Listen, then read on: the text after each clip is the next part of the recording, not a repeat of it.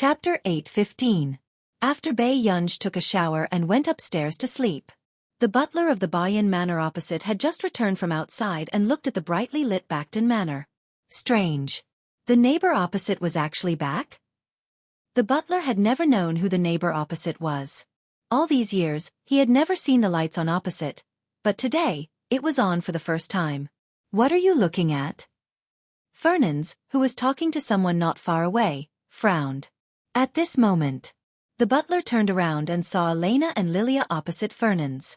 He was a little surprised, but he quickly smiled and said, "Sir, our neighbor seems to be back." The one from the Backton Manor? Fernans was stunned. He had always heard that the manor opposite belonged to the Higgins family, and the head of the Higgins family was Nancy. But Nancy had long disappeared. So who did this manor belong to? Those who could live in the Backton Manor were definitely not inferior to the 4 big families in our nation. "Yes, sir. I even bumped into the butler opposite. He seems to be from country A." Hearing the butler's words, Fernans was even more curious about the identity of the person opposite him. At this moment, Elena, who had been silent all this while, had a slight change in expression. The smile on her face was a little stiff. The owner of the Backton Manor seems to have always been very mysterious. Lilia subconsciously glanced at Elena. Seeing that she looked a little embarrassed, she did not dare to say anything. The Feway Rose Manor that Elena lived in was built to imitate the Backton Manor. However, because of the unique terrain advantage of the Backton Manor, the effect of the imitation of the Feway Rose Manor was not satisfactory. It was even 1/3 smaller. "I forgot to ask, what are you doing here?" Fernans asked calmly. At this moment, Elena's expression changed and she smiled coquettishly. Her hand, which was wearing black lace gloves, elegantly opened the box on the table. She pushed it in front of him. It was a glass bottle the size of a fingernail. There were 3 bottles in total. "This is the HIG reagent that I just brought back from our nation's medical institute. I heard that you have been looking for it, so I specially presented it to you." The moment Elena finished speaking, the butler beside her subconsciously looked at Fernans. Some time ago, the most remote branch of the Fernans family went to country to seek medical treatment in the name of the Fernans family. In the end, because of his bad attitude, he got into a big trouble with the Our Nation's Medical Institute and was even fractured by the director. As a result, when Fernans went to Country R's Medical Institute to ask for medicine, he was politely rejected. Some of the older people in the academic circle were stubborn. Even if a knife was placed on their heads, they wouldn't care. Fernans was angry, but there was nothing he could do about the medical institute. He could only go home angrily and look for other connections. However, he did not expect Elena to deliver the reagent to him today.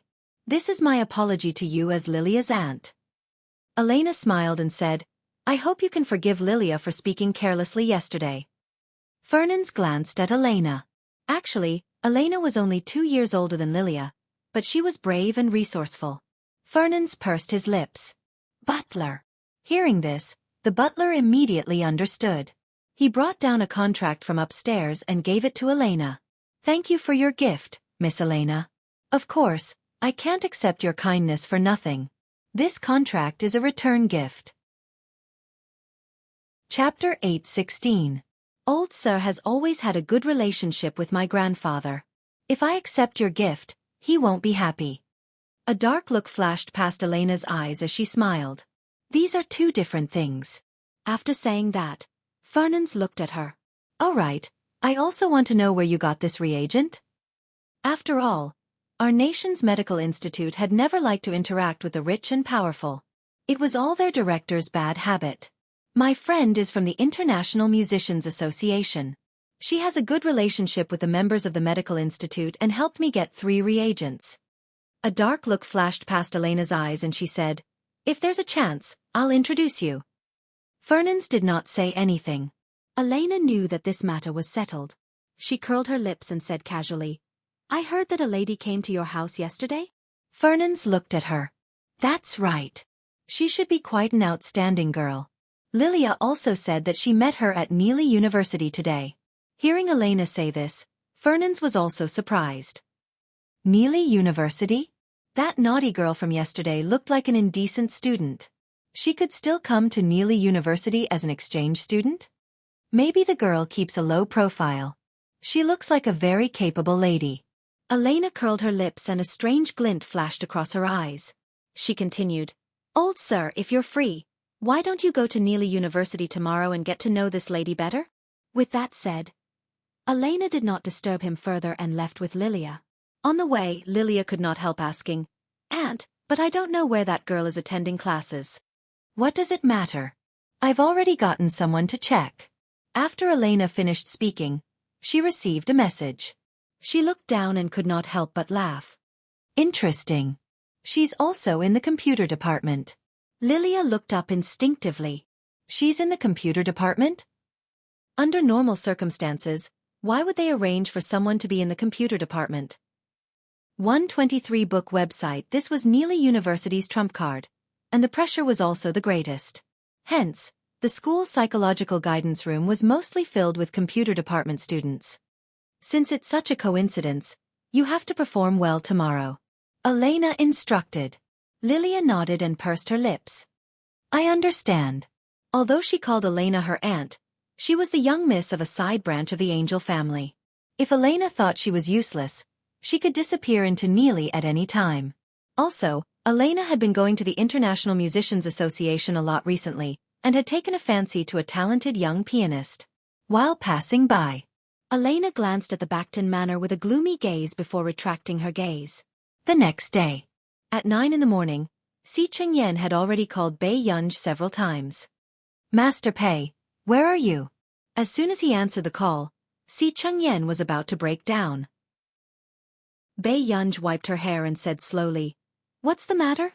Si Chengyan, do you remember your identity as an exchange student? Bei Yunj replied, I remember. Si Chengyan's eyelids twitched. Then what are you doing now? Skipping class. Si Chengyan, ? I'm busy these 2 days. Let's talk about it in a few days. After that, Bei Yunj hung up the phone and prepared to go out. However, not long after Bei Yunj rejected the butler's private car and walked out of the manor, she looked up and saw a familiar car parked beside her. It was Fernand's who got out of the car. Chapter 8:17. Suddenly, Bei Yunj's eyes met with Fernand's. The atmosphere fell into a subtle chill. Why are you here at this time? Fernand's narrowed his eyes and asked suspiciously. Bei Yunj also sensed his and the butler's probing gazes. Then, just as she was about to tell the truth, she heard Fernand's look at her angrily. Even if you can't keep up with your studies, you can't skip class. Bei Yunj took back what she wanted to say. The butler immediately advised, Old sir, Miss is still young and insensible. She's already an adult, yet she's still young? When Fernand's thought that the future wife of the family head was like this, he almost blacked out. Both of them were only concerned about Bei Yunj and did not appear at school. However, they forgot to think about why Bei Yunj would appear at the entrance of the Backton Manor at this time. Then I'll go to school. With that said, Bei Yunj was ready to leave. However, he did not expect to be stopped by Fernand's. Wait. Bei Yunj turned around and heard Fernand say, I happen to have something to do at Neely University. Let me send you off. Bei Yunj. Okay. After getting into the car, Bei Yunj sent a message to Xiang Yan. Not long after, everyone at Higgins Corporation received the news that their future boss had stood them up. Some people even guessed that their future boss was deliberately trying to intimidate them. However, in the car, Mr. Fernand's expression did not look too good. Where are you going to class?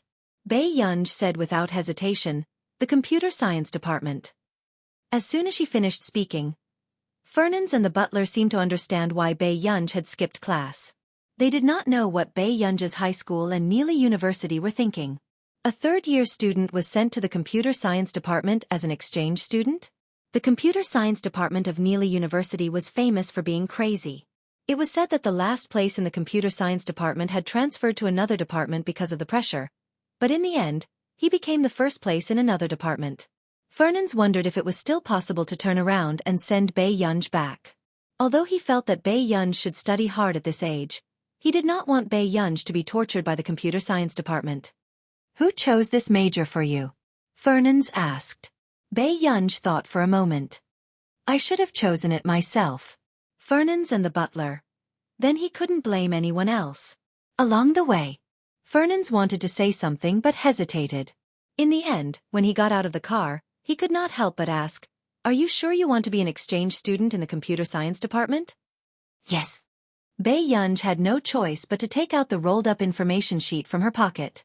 After laying it out, she could clearly see the class she was going to attend. He was a third-year computer science student.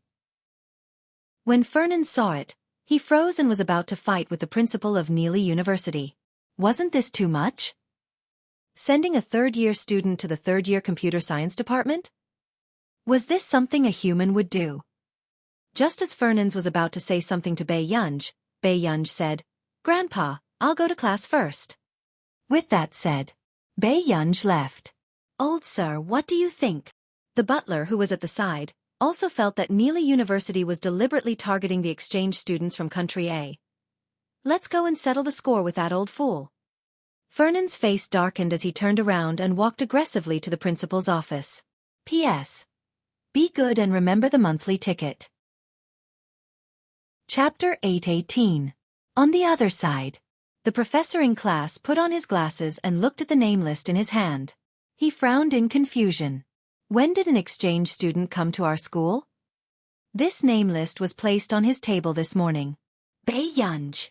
The professor shouted at the classroom hall, but no one answered. A dark look flashed across Lilia's eyes. She did not expect that person to be late for no reason on the first day of the exchange students' class. Was she relying on the Fernand's family behind her? Coincidentally, the morning class was late that day. Just as the professor's expression was not too good and he shouted for the third time, a voice suddenly sounded from the door. "Sorry, Professor, I'm late." In the blink of an eye, the crowd saw a beautiful girl. Her eyes were lazy and unruly, causing people to be dazzled. The professor felt that Bei Yunj's tone was quite sincere. Because of this face, the professor's expression softened. "Why are you late?" Bei Yunj did not think that she could tell the truth in this situation. After thinking for a long time, she found an excuse. Helping an old grandpa cross the road. All of a sudden, the atmosphere was quiet. The professor's expression darkened again. A few girls could not help but burst into laughter as they looked at the girl at the door. This was the first time they had met such a student from country A. She was too daring. As expected, when the professor heard this, he asked Bei Yunj to stand at the door to see if there were any other old grandpas who needed help. Bei Yunj propped her head lazily and glanced at the message Delaney sent her. She threw her phone back into her pocket. Until class ended. Only then did the professor allow Bei Yunj to return to the classroom. At this moment, the students were privately splitting into groups. "Have you guys split into groups?" After saying that, the girl looked at Bei Yunj again. With the exchange student, there's no shortage of people. With that said, everyone glanced at Bei Yunj and immediately rushed to form a team. "Lilia, can I be in the same group as you?" "Lilia, come with me." Bei Yunj turned around and saw a familiar face. She saw Lilia look up at her and raise her eyebrows at her. She slowly walked to the back seat and found an empty seat. In these 10 minutes, everyone was scrambling to form a team with the outstanding students in the class, fearing that they would encounter a bad teammate. But in the end, there would still be students who were left behind. The remaining 4 students looked at each other and then at Bei Yunj in the back row. Among the 4 of them, 3 of them were from country A. Because of the language barrier, very few people were willing to team up with them. "Yelena, aren't you going to team up with us?" The teammate beside Lilia frowned and shouted for Yelena again. Yelena's grades in the class were also ranked second. Why would he be willing to be in the same group as those who were left behind? No need. After Yelena finished speaking, she sat down in front of Bei Yunj and smiled. "Hello, I'm Yelena." When Bei Yunj was talking to the professor just now, she had noticed Bei Yunj. She liked Bei Yunj's personality very much. "Hello." Bei Yunj curled her lips. "I'm Bei Yunj. Can I form a team with you?" Yelena did not hide her intention to seduce Bei Yunj. Even Lilia, who was in front, frowned when she heard this. Her relationship with Yelena had always been quite average, but she was clear about Yelena's strength. She did not understand why she would waste her time forming a team with those people. P.S. Our monthly votes are getting fewer and fewer. Good luck, guys. Chapter 8:19. Bei Yunj glanced at Yelena and answered casually. The other three looked at each other and immediately asked, "Then can we team up with you?" Bei Yunj glanced at them. "Anything is fine." Hearing this, the three of them finally heaved a sigh of relief. But the next moment, they heard a sneer not far away. "No way? Do they think they can make a comeback with Yelena? Yelena hasn't come to class for 2 to 3 months. Who knows what the group report will be like this time? Don't talk about it. Didn't they bring along a burden who doesn't know anything? I don't know what kind of background that person has. How can a third-year student become an exchange student of our third year? And other than her, I've never heard of any exchange students in our school." The others started discussing, especially Lilia's team. They were full of pride and were already determined to get first place. "Lilia, how should we arrange the group report this time?" someone asked. Lilia also smiled. "There's no hurry. There's still 4 to 5 days. There won't be any problems." The group report this time was actually for the speech in 4 days. 4 days later, the Delaney Group's key project would come to Neely University to pick people to join their project team. Now, the Delaney Group was very popular and had become an employment company that computer science students were scrambling for. However, the Delaney Group had always been strict in choosing people. Even at a top school like Neely University, only a few could enter the Delaney Group. Someone asked carefully, "Lilia, do you want to intern at the Delaney Group or Angel Group in the future?" Everyone waited for Lilia's answer. Lilia curled her lips. "I don't plan to enter either of them." With that, she looked at them. "But don't worry, I'm determined to get first place this time." A dark glint flashed across Lilia's eyes. If she returned to Angel Group, she would be monitored by Elena. If she went to the Delaney Group, she would easily offend her family.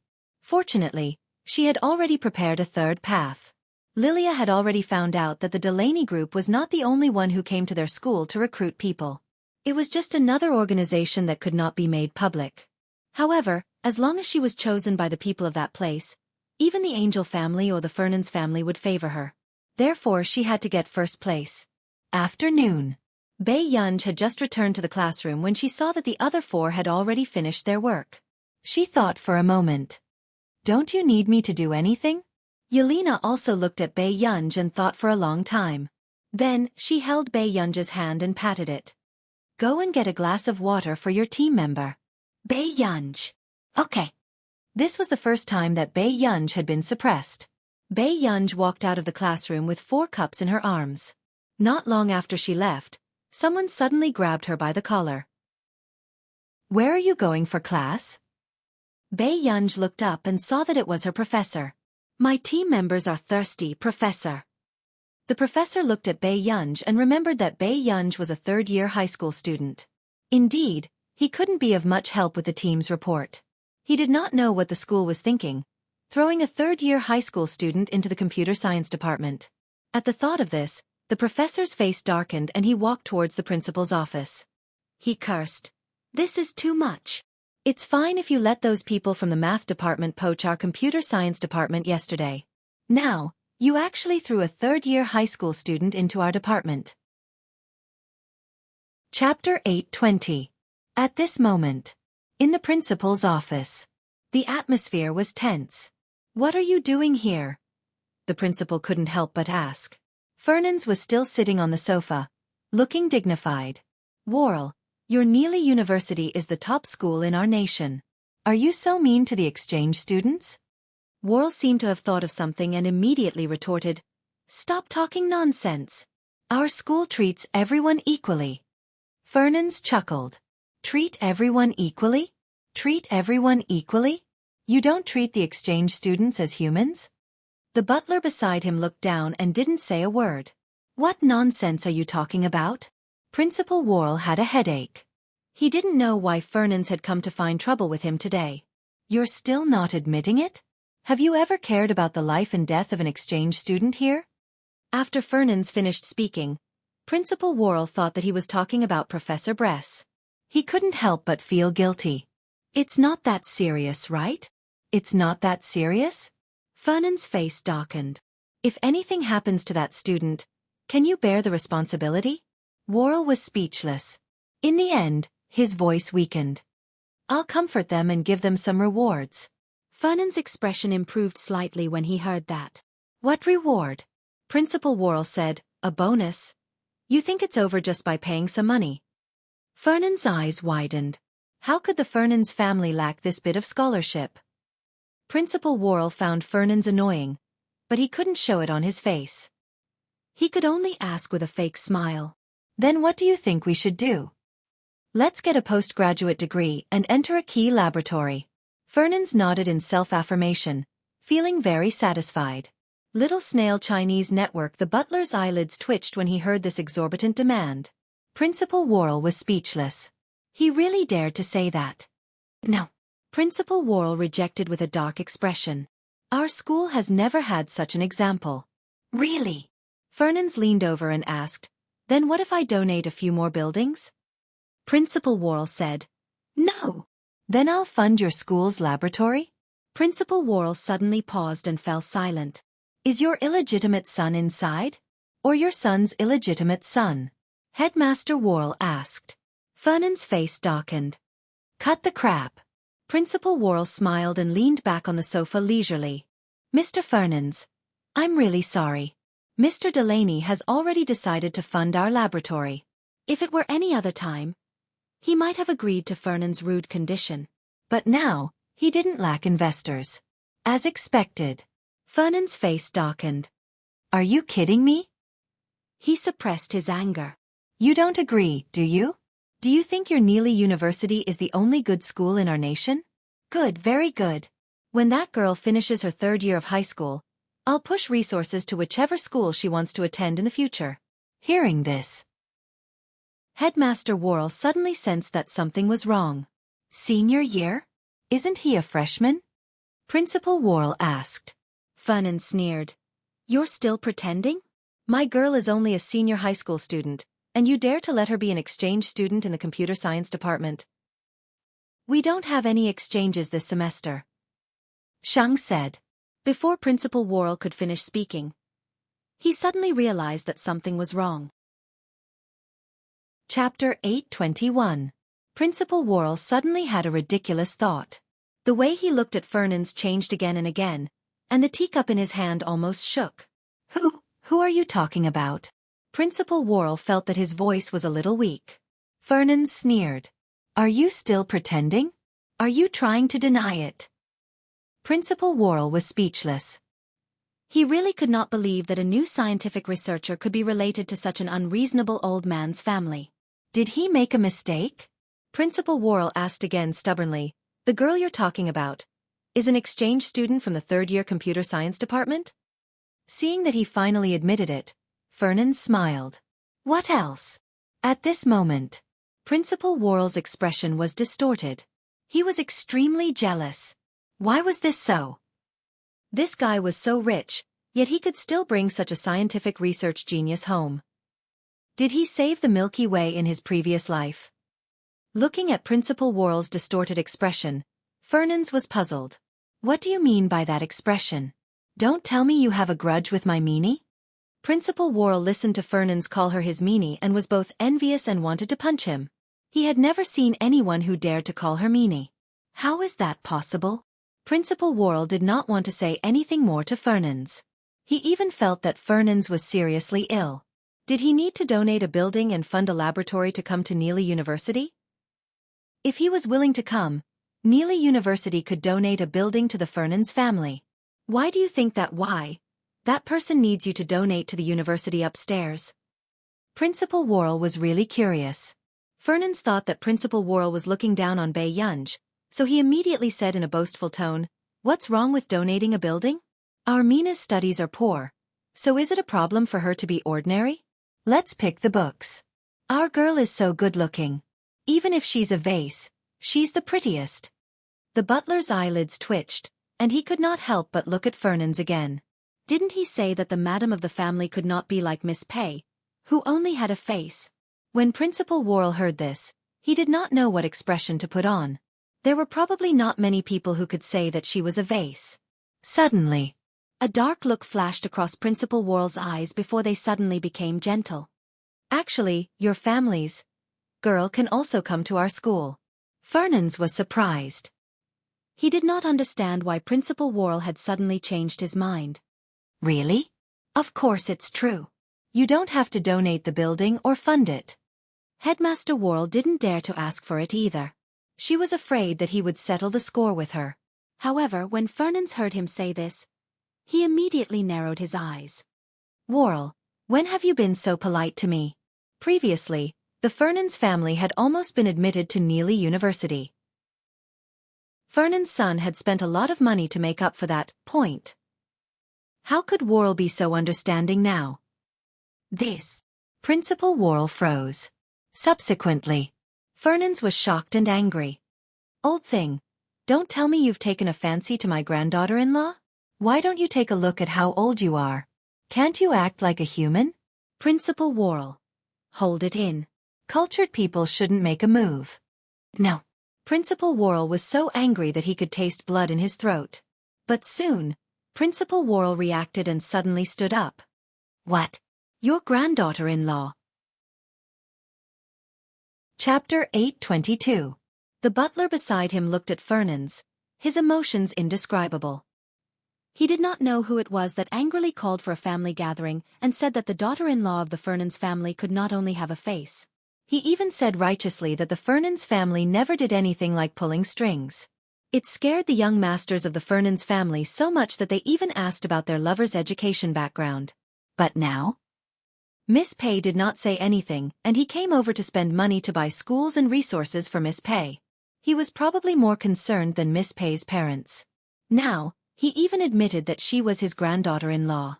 Not my granddaughter-in-law, but your granddaughter-in-law? Fernand asked coldly.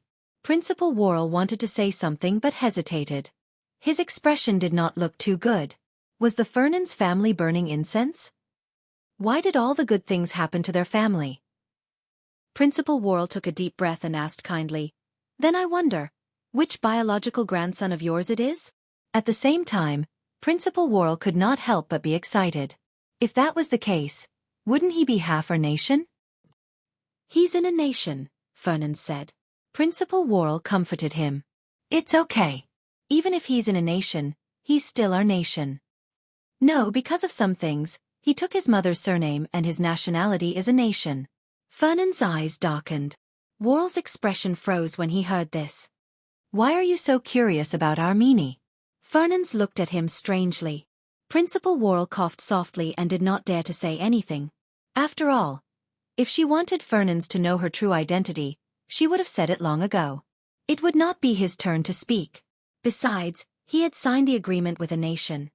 Fernand, maybe that classmate isn't as bad as you think. Principal Worrell could only hint at him like this. Fernand shook his head.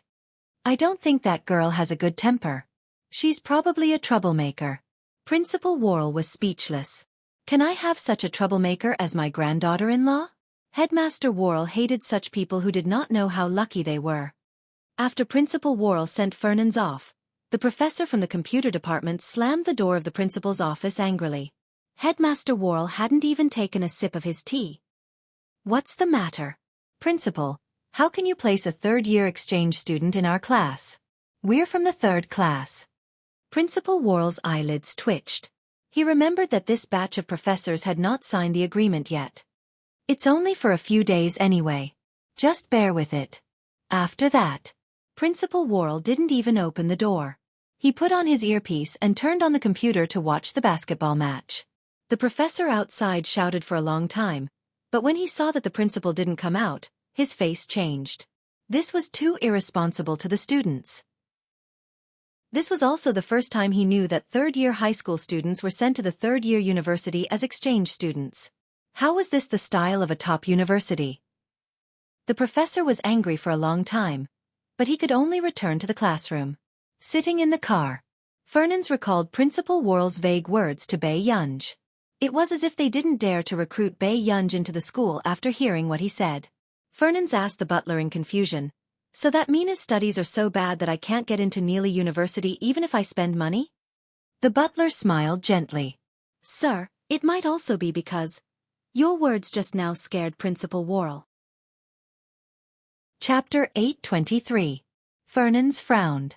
I'm not agitated. With that said, however, Fernans was clearly worried. He was worried that the Fernans family would have such a wife in the future. At the same time, Bei Yunj saw the message from Shang Yan. Shang Yan, the people from the technical department said that they want to change your project. Bei Yunj raised an eyebrow and replied quickly. Shang Yan. They haven't gotten off work yet. Bei Yunj's eyes flickered and she looked at Yelena. You really don't need my help? Yelena turned to look at Bei Yunj. You're the face of our team. What can you do for us? Bei Yunj was silent for a moment. Then I'll go back first. I still have something to do. Then you can go back. Yelena was very generous, and the others looked at this third-year high school girl with kind eyes. This was a third-year project report. No matter how inhumane they were, they wouldn't exploit a third-year high school girl. Then, from the corner of her eye, Lilia also saw Bei Yunj leaving with her things. Lilia? Someone called out to her and followed Lilia's gaze. When they saw Bei Yunj leaving, they couldn't help but sneer. Yelena is so magnanimous. She brought 3 burdens and a third-year high school kid who can't help at all. Lilia also laughed. A dark look flashed across her eyes before she turned her head away disapprovingly. However, just after Bei Yunj agreed to go to Higgins' group, she walked on the campus with her hat pressed down. At the same time, the butler was still comforting Fernans. Number 5-inch-old sir, you don't have to think so much. Mr. Hu won't pick the wrong person. The butler continued to smile. Maybe Miss is also a promising talent. Stop the car. Before the butler could finish speaking, Fernans interrupted him. Then, the butler looked up and saw Bei Yunj walking slowly by the roadside. The butler was speechless. Neely University's computer science students wouldn't be loitering around the campus at this time. Then it was confirmed. Miss Pei skipped class twice a day. In the face of this situation, the butler, who had always been full of smiles, could no longer smile. The next moment, the gloomy Fernans opened the door and got out of the car. As it happens, the moment Bei Yunj looked up, she saw an old gentleman in a suit beside her. Bei Yunj obviously didn't expect to be caught by the old man twice in a day. You skipped class twice a day? For the first time, Fernans knew what it meant to expect better from someone. In the past, in the family, the younger generation did not dare to cry and make a scene in front of Fernans. It was their parents who strictly restrained them. Therefore, in Fernans' eyes, all the juniors were obedient, sensible, and proactive. This was really the first time in Fernans' life that he had encountered a thorn like Bei Yunj. Bei Yunj paused for a moment, then slowly chewed on the candy. When the butler saw how furious Fernans was, he could not help but lower his head and hide the smile on his face. He suddenly seemed to know why Fernans would not let Bei Yunj go. Everyone was well-behaved, respectful, and obedient in front of Fernans. Only this girl in front of him had an unruly personality, but she was very likable to the elders. And the Fernans family had never had such a junior. The only girl in the family was like a mouse seeing a cat when she saw Fernans. Chapter 824. Seeing that Bei Yunj did not speak, Fernans became even angrier. Don't you have anything to say? Bei Yunj looked up and asked seriously, then do you want to listen to my excuses? Fernans was speechless. The butler was speechless. This train of thought seemed to be right, but there seemed to be something wrong. Until the next moment. Before Fernans could reprimand him, an angry voice suddenly sounded from behind. Bei Yunj? Where are you going? Fernans turned around and saw a middle-aged man wearing glasses. He should be a professor. The professor said angrily, about you helping the old man cross the road this morning I haven't. Suddenly, Bei Yunj's lips curled up. He moved closer to Fernans and held his arm. He said sincerely, Professor, look, I helped the old man this morning. The professor was speechless. Fernans was speechless. Then, under the professor's gaze, Fernans took a deep breath and glared fiercely at Bei Yunj. However, the next moment, he turned around and smiled kindly. Hello, I'm the one who received help from this classmate this morning. Grandpa. The professor was speechless. The butler was speechless. It was almost certain that those people in the family would never have thought that the old master was a parent who doted on the younger generation. If it were any other junior in the Fernans family, Who would dare to tug at Fernand's sleeve and ask him to help lie? Miss Pei was also someone with a wild background. Have I seen you somewhere before? The professor felt that this old man who was helped across the road by Bei Yunj looked very familiar. I don't think so. After saying that, Fernand smiled even more kindly and patted Bei Yunj's head. Good child. Hurry up and go to class with the professor. Don't waste your precious learning time. Bei Yunj was speechless. Soon, Bei Yunj could only follow the professor back. However, the professor felt that something was wrong. 186 Chinese website. The car that the old man got into just now was probably a luxury car worth tens of millions. Did he still need to walk across the road? At this thought, the professor checked the car again. He realized that there was only one car sold in the world. It was bought by the old man from the Fernand's family 2 years ago. Who the F***ck could help this old man cross the road?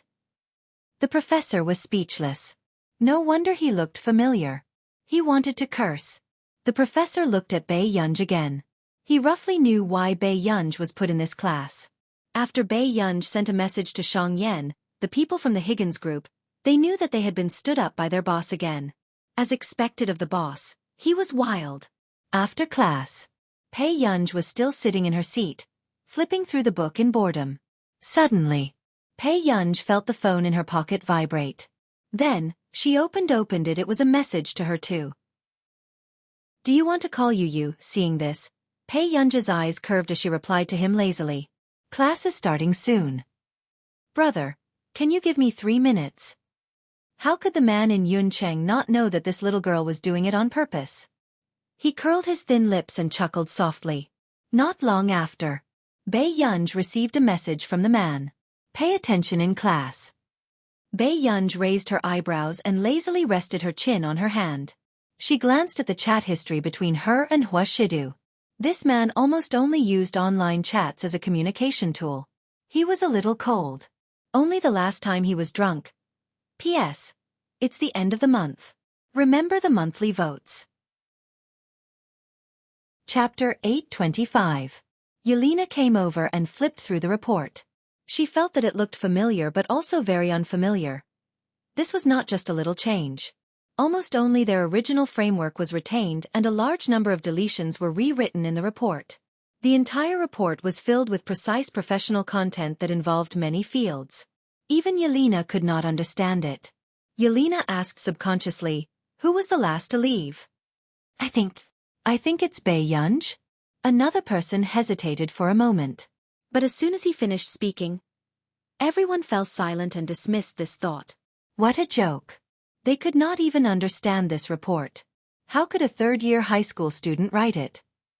Moreover, they had only left for half an hour. The quality of this report would take at least a month to write, right?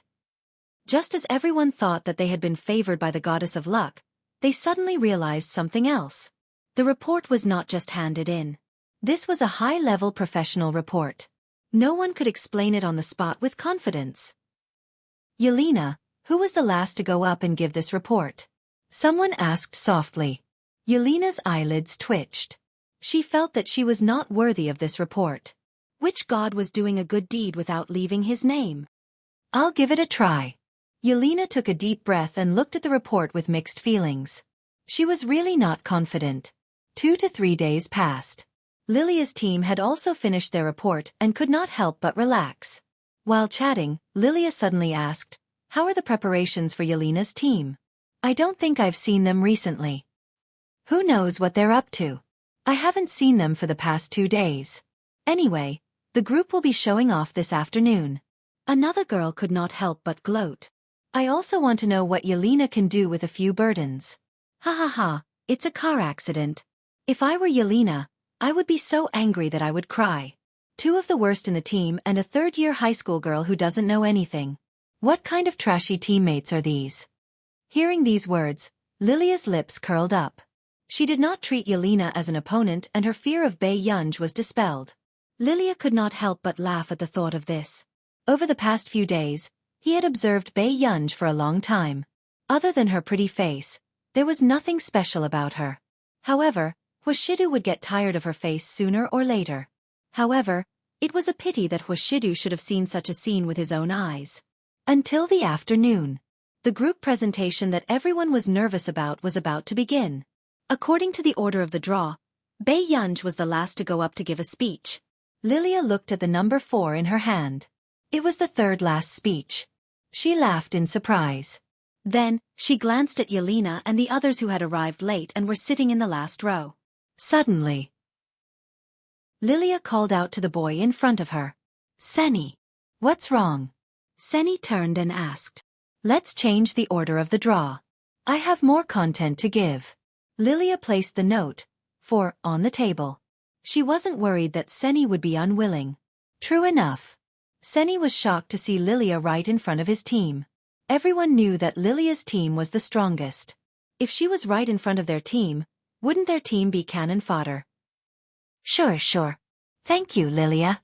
Seni immediately took Lilia's note. Chapter 8:26. Lilia held the 5 note in her hand and curled her lips thoughtfully. She inadvertently glanced at Bei Yunj's group. Bei Yunj stretched out her hand casually and gently tugged at Yelena's hair. Are you done memorizing it? Yelena almost cursed. Was this something that could be memorized in 2 or 3 days? There was too much obscure professional knowledge in this report. Yelena had to check for an entire day before she could roughly understand the main points of the report. As a result, for the past 2 to 3 days, Yelena had been feeling weak when she saw this report. Looking at Yelena's gaze, Bei Yunj roughly understood. She glanced at the paper report a few more times and did not find anything professional. If this was given to Tich and the others, they would probably be able to give a speech without a script in an hour. It's okay. This is our 6th speech. Good luck, Yelena. A few students beside her carefully cheered Yelena on. After all, to be honest, they did not contribute to this report at all. They only helped Yelena check some professional information. They might as well have done more than Bei Yunj, who helped Yelena fetch water every day. The corners of Yelena's mouth twitched. She felt that she was already the hope of the entire group, so she could only bite the bullet and continue memorizing. However, not long after, the members of their team could not help but curse. F***ck, what? I clearly saw that Lilia's lot was 4. How did it become Seni? Hearing this, the others immediately reacted. These 2 groups had secretly changed the order. If this behavior was not deliberately targeted at their group, they would not believe it. Yelena frowned and glanced at Lilia, who was chatting and laughing with someone below the stage. The professors who came to listen to the class gave the reports and speeches of the first few groups. They were not very high. U9 ebook according to the content and the score of the speech. The content was 60 points and the speech was 40 points. The other groups only got a little over 70 points. Seni's group got 76 points, which was the highest so far. But not long after. After Lilia went on stage, everyone could sense that Lilia's choice of topic was very good. It was a different approach. When the professors below the stage saw the report in their hands, they could not help but nod in admiration. In the 20-minute speech, Lilia almost went off script. The professors were not in a hurry to ask questions. She directly got the highest score on the field, 87 points. The pressure on the group at the back had simply skyrocketed. After getting off the stage, there was a smile on Lilia's lips. She even glanced at Yelena and Bei Yunj casually before she slowly sat down in her seat. Below the stage, there was a heated discussion because of the professor's grading. 87 points? This score was too arrogant, wasn't it? The first one starts with 8 points, and it's only 3 minutes away from 90. F***ck. Luckily we're not behind their group. Otherwise, wouldn't our score be crushed to death? This is more than being crushed to death. Don't you know the standard of Yelena's team? I don't think Yelena can write a good report by herself. I hope she doesn't fail. Serves her right. Didn't she choose the group herself? Amid the discussion, Yelena had already grasped the manuscript and walked onto the stage. He handed the printed report to the professors. The professors casually flipped through the pages, but their breathing stagnated and their hands froze. After coming back to his senses, he immediately flipped through the pages carefully, his eyes shining brightly. Subsequently, before Yelena could start her speech, the students in the front row saw from the corner of their eyes that the professors casually waved the pens in their hands. The content evaluation was given a 60, without hesitation. Chapter 8:27. The people in the front row who were pleasing to the eye held their breaths and their smiles froze. However, the person in the back row patted one of them on the shoulder and asked with a smile, "Dan, do you think our team will definitely get first place?" Dan froze. This was the first time he saw the professors of Neely University giving full marks. I don't know." Dan was stunned. He subconsciously looked at the PowerPoint that he had just opened. Although the PowerPoint presentation wasn't as accurate as the report, it still stunned everyone who had been feeling smug just now. Who wrote this? Yelena had taken so long off because she had returned from her cultivation? This presentation was simply too good. Lilia, look at the PowerPoint. The person beside her had an ugly expression. At this moment, Lilia looked up and saw the PowerPoint. Her calm smile froze. "This is," she said instinctively. At this moment, Yelena took a deep breath and introduced her team and members to everyone before starting her speech. Although it was a little scripted, the difficulty of this report was high to begin with. It was already not easy to not stumble. After it ended, the professors calculated the average score. In the content, only one professor strictly gave 59 points. The average score was still 60 points. Including the speech, they had a total of 92 points. The only team that scored more than 90 points. Seeing this score, the fifth team could no longer laugh. Their faces were slapped. It hurt too much. Impossible. Lilia could not understand. Yelena had brought along 4 burdens alone. How could her standards have improved so much? Her thoughts stopped here. Literature Lilia subconsciously looked at Bei Yunj but immediately interrupted her thoughts. Impossible. What did a third-year high school student know? It was not until they were praised by the professors that the sixth team felt that they had won. When the other teams saw the results, they also had mixed feelings. They had just mocked the sixth team for being at the bottom, but they did not expect them to be a dark horse. The members of the fifth team looked even worse. However, this was only the school's prediction. Whether they could really win once would have to wait for the official speech tomorrow afternoon. Yelena heaved a sigh of relief and said with a smile, "Let's go and eat something good first." The others immediately agreed. "I have something to do later. You guys go ahead and eat." As usual, Bei Yunj did not participate in group activities. "All right then. Yunj, you must have a meal together tomorrow," Yelena reminded her. "All right." After they left, Bei Yunj also went to pick up a package from Country R's Computing Institute. It was a big deal. Marcus must have known that Bei Yunj had come to Neely University, so he had sent her to Neely University. When Bei Yunj opened it, she saw a brand new silver-white laptop with the logo HG. It was the logo of Higgins Group, and Bei Yunj was going to pre-sell it in the future. Other than that, there was also a yellow folder. After opening it, it was a share transfer agreement of the Delaney Group. Bei Yunj's eyelids twitched as she called Delaney again. The moment Delaney saw the note, he immediately raised his hand to stop the meeting. Just as everyone fell into a cold atmosphere and did not dare to disturb the boss call, they heard Delaney change his tone and smile ingratiatingly. "Are you busy, Master Pei?" Chapter 8:28. Bei Yunj's eyebrows moved as her index finger tapped on the computer's casing rhythmically. Her tone was a little impatient. "Didn't I say that I don't need your company's shares?" One Higgins Group was enough to deal with. During this period of time, Delaney had called 8 out of 10 times to mention joining the company. Delaney felt that Bei Yunj was a little angry and instinctively glanced at the higher-ups who were looking at him. He immediately stood up and walked out, not forgetting to say hurriedly, "Master Pei, let me explain." The higher-ups who stayed behind were speechless. Was that still their arrogant and cool boss? Which god was talking to their boss on the phone? She could actually make their boss so humble. In the long corridor, Delaney explained softly, "Look, you're already helping Higgins make a product. Aren't we still old friends? How can Higgins care about you as much as I do?"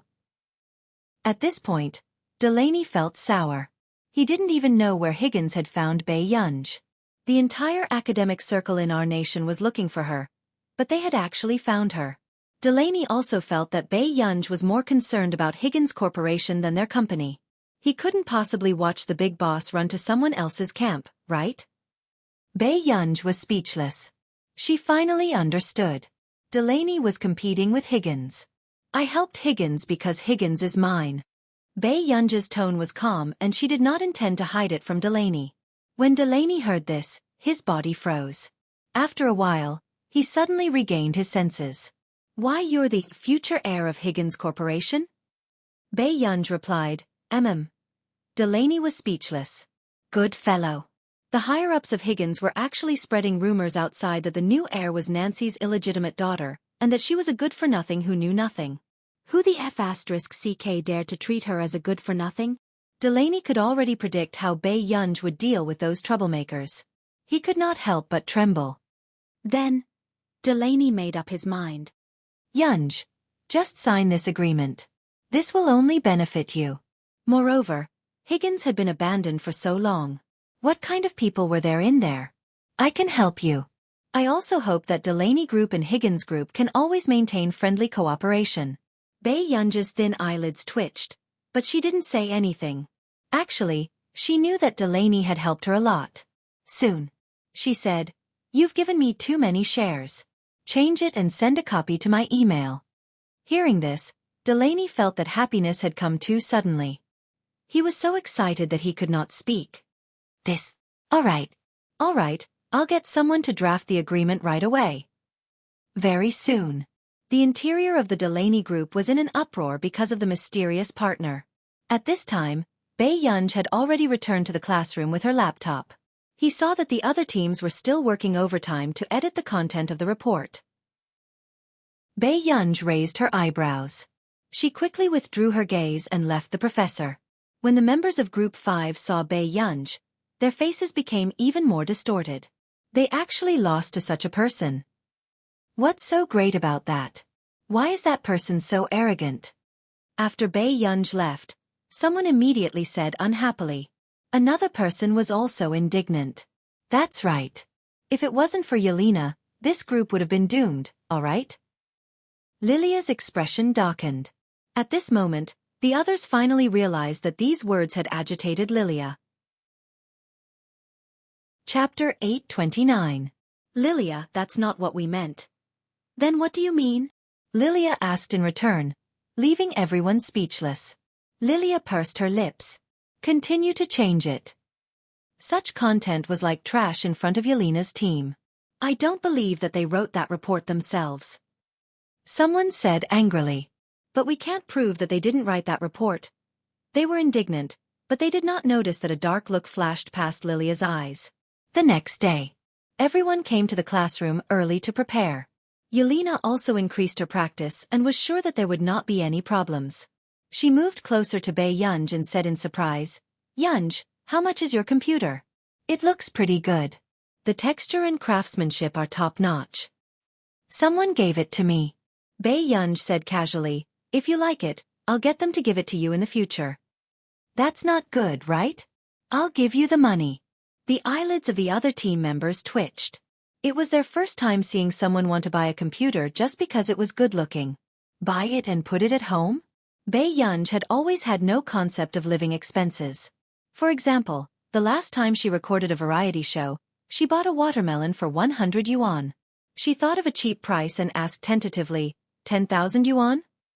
With that said, everyone else's bodies trembled. They did not understand how this lousy computer was really worth 10,000 yuan. But then, Yelena was pleasantly surprised. So cheap? The team members were speechless. They really did not understand the concept of money of rich people. Just transfer some money. They don't lack money, Bei Yunj said slowly. In fact, good internet. The R Nation's Computing Institute's conservative valuation of this computer was 200,000 to 300,000 yuan per unit. The design concept and various advantages were too far beyond the current technology level. It was to the extent that the manufacturers they were talking to were shocked and suspicious. Was technology so advanced now? However, after finding out what the product design was, they dispelled their worries and even bet that this product would become popular in the rich circle. This was the core model.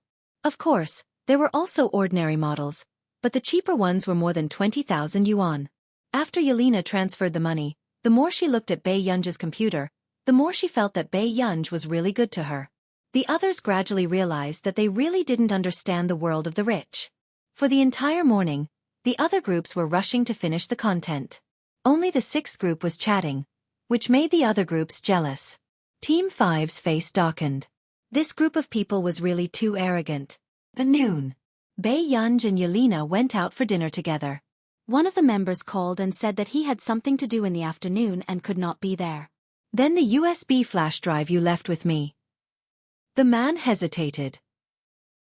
The key was that he had changed some of the content yesterday to make it easier for Yelena to give her speech. Bei Yunj said calmly, "Put it on my computer." "All right, sorry to trouble you." The boy heaved a sigh of relief. "It's okay. You do what you need to do." Bei Yunj didn't care too much and went to line up with Yelena to get the milk tea. But after the meal, as soon as Bei Yunj and Yelena returned, they felt that the atmosphere was not right. Everyone around them was looking at them. Team 5 looked like they were gloating, as if they were watching a good show. "Bei Yunj, did you ask Li Jun to leave the USB flash drive with you?" Bei Yunj nodded and glanced at his table. "Yes." "Then you took the USB flash drive?" the team member asked anxiously. Bei Yunj's gaze turned cold. "No." Chapter 8:30. Where did you get the time to get it? Yunj and I answered the call together. "We're in the canteen." Yelena frowned and said, "Don't tell me you lost the USB flash drive?" The others remained silent. The atmosphere fell silent. The other teams pretended not to see anything. Only Team 5 was gloating. Bei Yunj did not say anything and only walked to his table. He looked around and did not see the USB flash drive. Then, Yelena called Li Jun and confirmed that Li Jun had left the USB flash drive on Bei Yunj's computer before he left. Who was using the classroom at noon? Bei Yunj rubbed his fingers against the computer and asked carelessly. "I think there's only Team 1 and Team 5, someone said. Then, Team 1 immediately said, "Our team went to the classroom next door after that. Besides, only 2 people from our team stayed behind. I guarantee it wasn't us." Everyone looked at Team 5. At this moment, the members of Team 5 sneered. Who's to blame for not taking good care of their own things? That's right.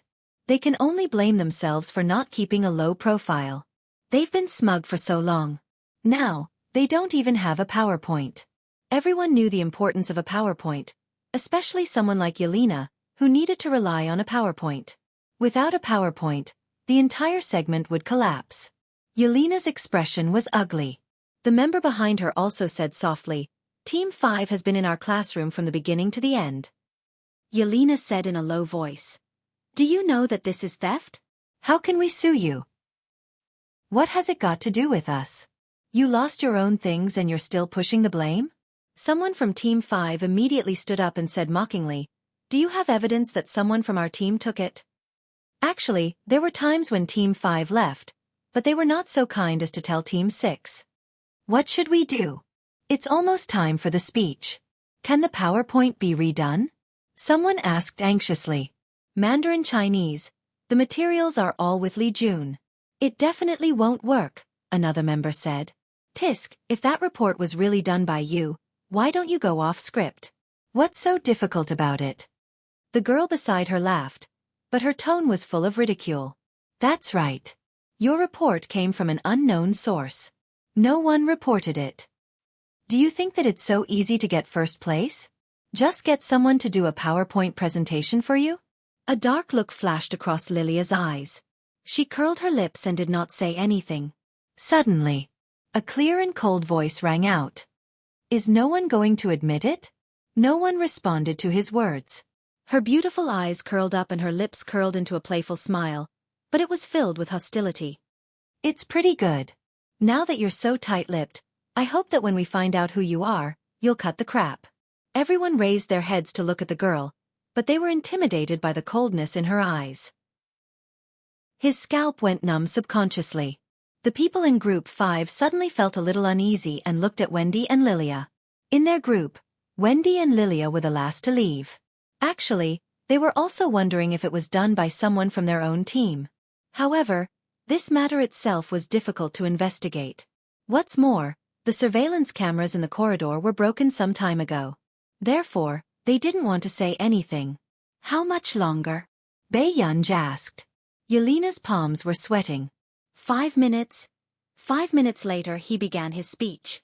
Everyone had to be there.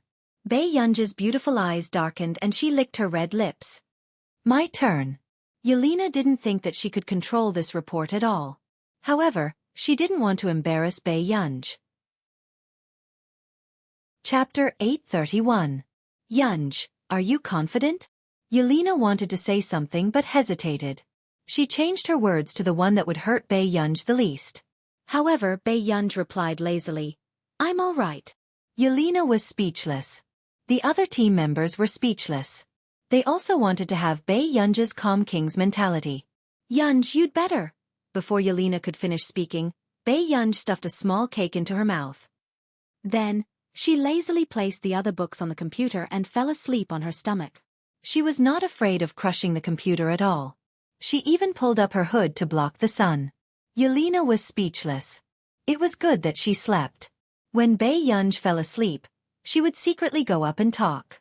When the others saw Yelena's group hurriedly preparing another PowerPoint presentation, they could not help but have sarcasm in their eyes. How could they prepare it now? Did they think they were dead? Soon, the professors brought along 2 men in their 30s like stars surrounding the moon. It was easy to imagine their identities. There were also people who were puzzled. Wasn't there only one executive from the Delaney group? What about the other one? Only Lilia stared straight at the other invigilator. She was determined to make the invigilator remember her. This time, the order was reissued. Unfortunately, Yelena drew the 5th group, and Lilia drew the 6th group. This made Lilia raise an eyebrow with a smile on her face. Wasn't it perfect that there was such a lousy person in front of her to set her off? After the speech started, although they were all students from the top universities, they were still a little nervous in front of these people. After the first speech, neither of them spoke and waited for the next one with an indifferent expression. It was obvious that these people were of no value to them. This made the later groups even more nervous. Happy. After 4 consecutive speeches, the senior executive of the Delaney group, Shang Yuanqiu, could not help rubbing the space between his eyebrows. Were the students of Neely University only at this level now? But would that ancestor even take a fancy to him? Beside him, Duan Chuang was also wondering if he should look at other schools. However, just as their thoughts were running wild, Yelena was about to go on stage when Bei Yunj suddenly woke up. Is it my turn? Yelena. Why did he wake up at this time? Yunj, listen to me. I'm not listening. Bei Yunj stood up. Seeing that Yelena was not done, she reached out and gently pinched her cheeks. Her beautiful lips pouted, and her words could not be heard clearly. Yelena. At this very moment. Seeing that it was Bei Yunj who stood up, the other teams couldn't help but laugh. This made the other 2 a little uneasy. Could it be that this one was even worse? At this moment. Professor, what should we do if their PowerPoint slides are lost? Wendy asked with a gloating smile. His voice wasn't loud, but the 2 people in front of him heard it. Shang Yuanqiu's face darkened. He threw the documents into the trash can. How could he lose his PowerPoint presentation? How could he let him do his research without worry? This made Bei Yunj glance at her carelessly. When Wendy met her eyes, she felt inexplicably guilty and quickly looked away. Seeing that she could not pull Bei Yunj down, Yelena was about to give Bei Yunj the simplified PowerPoint presentation that she had not finished. However, in the next second, Bei Yunj took her laptop and went on stage. Sorry, I don't need a PowerPoint presentation. Bei Yunj placed the laptop on the podium lazily and connected it to the projector. P.S. Pfft, you're first in the monthly votes. Why are you so amazing today? Rub them and kiss them one by one. I'll go prepare to update. Guard the rankings obediently and send Master Pay up. Chapter 832. But if you need it, it's fine too. After Bei Yunj's computer was turned on, she slowly picked up the pen. Little Y. Office mode. Soon, the people present heard a mechanical voice. It was the sound of the laptop. Roger that, Master. Please select the function attribute. Bei Yunj did not even raise her eyes. Speech and explanation.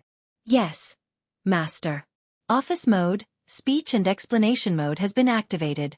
Then, Bei Yunj had just raised her face when Shang Yuanqiu met her eyes. The pen in his hand shook and fell. Why was she here? Shang Yuanqiu was one of the few higher-ups who knew that Bei Yunj was a partner out of nowhere. However, at this moment when he met Bei Yunj here, his entire body froze. When he came back to his senses, Shang Yuanqiu felt the new boss's gaze sweeping over. The back of his head felt cold. When he thought of what he had just done, he immediately walked to the trash can and began to rummage through it without caring about his image. This scene shocked the professors and students. What was going on with this big shot? Why did he start rummaging through the trash can? The assistant next to him could not stand it anymore. President Shang, let me help you. No need. Shang Yuanqiu immediately snatched the trash can and rummaged through it seriously. The assistant was speechless. What kind of special hobby was this? After finding the piece of paper, Shang Yuanqiu carefully held it again. He glanced at Bei Yunj and returned to his seat. This also made Duan Chuang look at Shang Yuanqiu with a strange expression. Bei Yunj glanced at the people present casually and said unhurriedly, "Good afternoon, everyone. I'm Bei Yunj, the speaker for this year's speech. My team member is Yelena." Hearing that, there was a burst of laughter from the audience. But a few minutes after Bei Yunj's speech, Wuxia Chinese everyone's expressions, which were originally there to watch the show, gradually froze. Yelena and the others felt that something was wrong. Why did it feel like she was explaining the original report? In fact, the technical terms were even more incomprehensible. Back then, because it was too deep, Yelena and the others had edited the original report. However, Bei Yunj's speech this time not only explained the original report, but also expanded into different fields. The scene made everyone's scalp go numb, however, although it was difficult to understand, as long as Bei Yunj mentioned a certain key point, the projection interface behind her would automatically push the key point to the explanation. There was also the occasional case analysis below. This was a fully automated slideshow. Yelena was stunned for a long time before she muttered, "How can a 10,000 yuan computer be of such standard?" The other team members were also shocked by Bei Yunj's inferior computer. They were speechless. 10,000 yuan was indeed a friendly price. Oh no, this was the price of a father. After a while, the students began to feel dizzy and disoriented. The smiles of the professors in front of them also gradually stiffened, as if they knew the identity of the person in front of them. Coincidentally, they had just signed a confidentiality agreement yesterday, and today, they saw this venerable one. Was he really 19 years old? Shang Yuanqiu couldn't understand what Bei Yunj was talking about at all, but he didn't dare to ask Bei Yunj to stop. He pretended to listen attentively. Beside them, Duan Chuang wanted to shout for them to stop, but seeing that Shang Yuanqiu seemed to understand, he could only hold it in. The lecture was coming to an end. Bei Yunj paused for a moment. This made Shang Yuanqiu think that it was over and almost applauded enthusiastically. But immediately after, Bei Yunj curled his lower lip and lazily connected the other end of the content. The more the professors and students listened to this content, the more familiar it sounded. However, the people in Lilia's team instantly turned pale. P.S. Second update. Chapter 833. Was Bei Yunj repeating Lilia's speech from yesterday? At this moment, Lilia felt a chill seep into her bones. The calm expression on her face had long frozen. Her spine started to turn cold. Bei Yunj's repeated speech was exactly the same as her previous speech. Lilia's team members couldn't take it anymore. They stood up abruptly and reprimanded loudly with ugly expressions. Bei Yunj, how can you do this? You're plagiarizing our team's report. Bei Yunj raised his eyebrows and said lazily, "Didn't your team copy our team's report too?" As soon as he finished speaking, the entire classroom fell silent. Indeed, when Yelena's report was released yesterday, the entire class had more or less modified it according to Yelena's team's report. Coincidentally, Bei Yunj had just left the classroom when he heard Lilia's team reading their team's report. Lilia's expression instantly turned ugly. She bit her lip and hesitated. "You can't. Bei Yunj, you did it on purpose. What does it have to do with us that your team lost their PowerPoint? If you suspect us, Show us the evidence. At this moment, the professors in the front row looked embarrassed. They used their eyes to hint at them not to ignore the occasion, but at this moment, no one paid attention to him. On the other hand, Shang Yuanqiu looked at Lilia's team in surprise.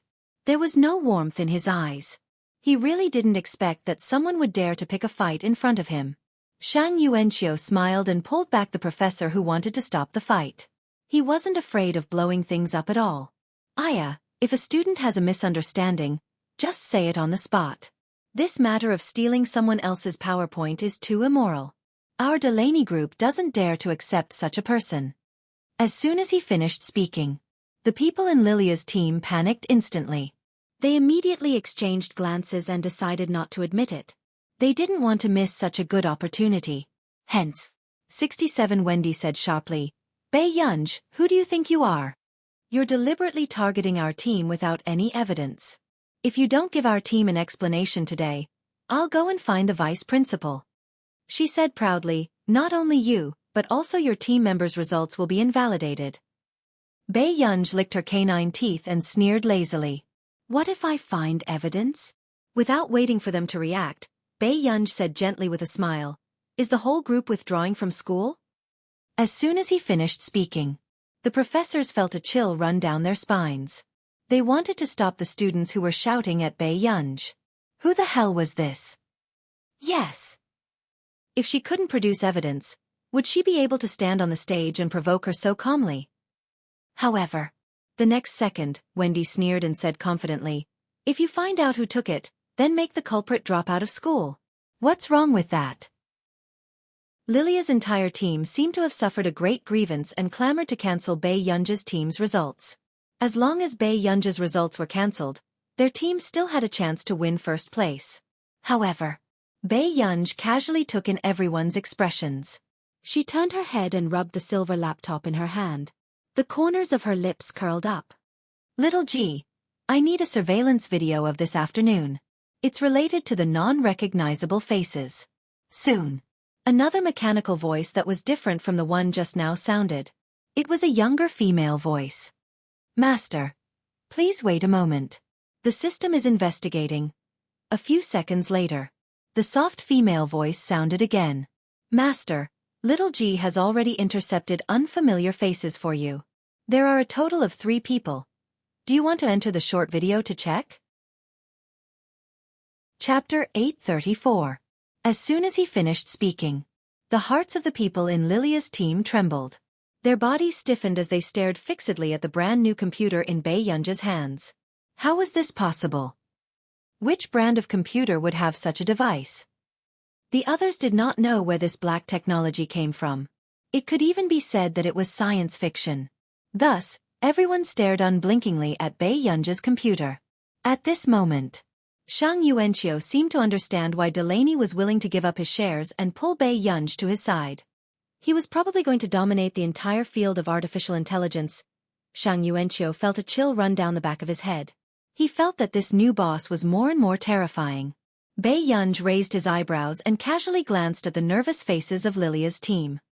His cold and dark eyes were filled with interest. Look. His tone was slow and intimidating. Look at those reckless people. As soon as he finished speaking, in the background of the projection, 3 faces appeared on the cover video. The texture was so clear that it was hard not to admit it. The first was Li Jun from Bei Yunj's team. The second was Wendy. The third was the boy from Lilia's team who had shouted the most. Instantly, the members of Lilia's team turned pale and their pupils constricted. The second one. Bei Yunj opened his mouth and the second video opened. Immediately, Wendy's voice was sharp and she shouted without any care for her image. Turn it off! Turn it off! However, the projected video kept playing. The computer had long been in the testing stage and had been identified several times. It only accepted Bei Yunj's instructions. 51 aesthetic soon. Everyone heard Wendy's voice. Are we really going to do this? The next moment, a voice that did not appear was also recorded. It seemed to be chatting. Forget it. First place is not that important to me. On the other hand, you will be ordered to leave Neely, right? Everyone recognized this voice. It was Lilia. From the angle of the table looking up at Wendy, one could clearly see her twisted face when she was jealous. Why can that bunch of trash get first place? We don't even know if their report is theirs. Lilia's voice was laughing. Indeed, but there's nothing we can do about it. Who says there's no way? Their USB drive is here. Isn't that an opportunity given to us by God? After that, Wendy directly took the USB flash drive. Lilia, who was beside her, seemed to be persuading her, but every word she said was retreating in order to advance. He asked Wendy to go outside the school and destroy the USB flash drive. After the short video was played, the way everyone looked at Wendy changed. Even the way they looked at Lilia was thought-provoking. She really did not expect that someone would destroy other people's things and even think that there was no evidence. She was so self-righteous that she wanted to erase Bei Yunj's results. Bei Yunj remained expressionless. Next one. Very soon. Another video entered. It was a boy from Lilia's group. After he saw Wendy leave, he walked over to Bei Yunj's computer.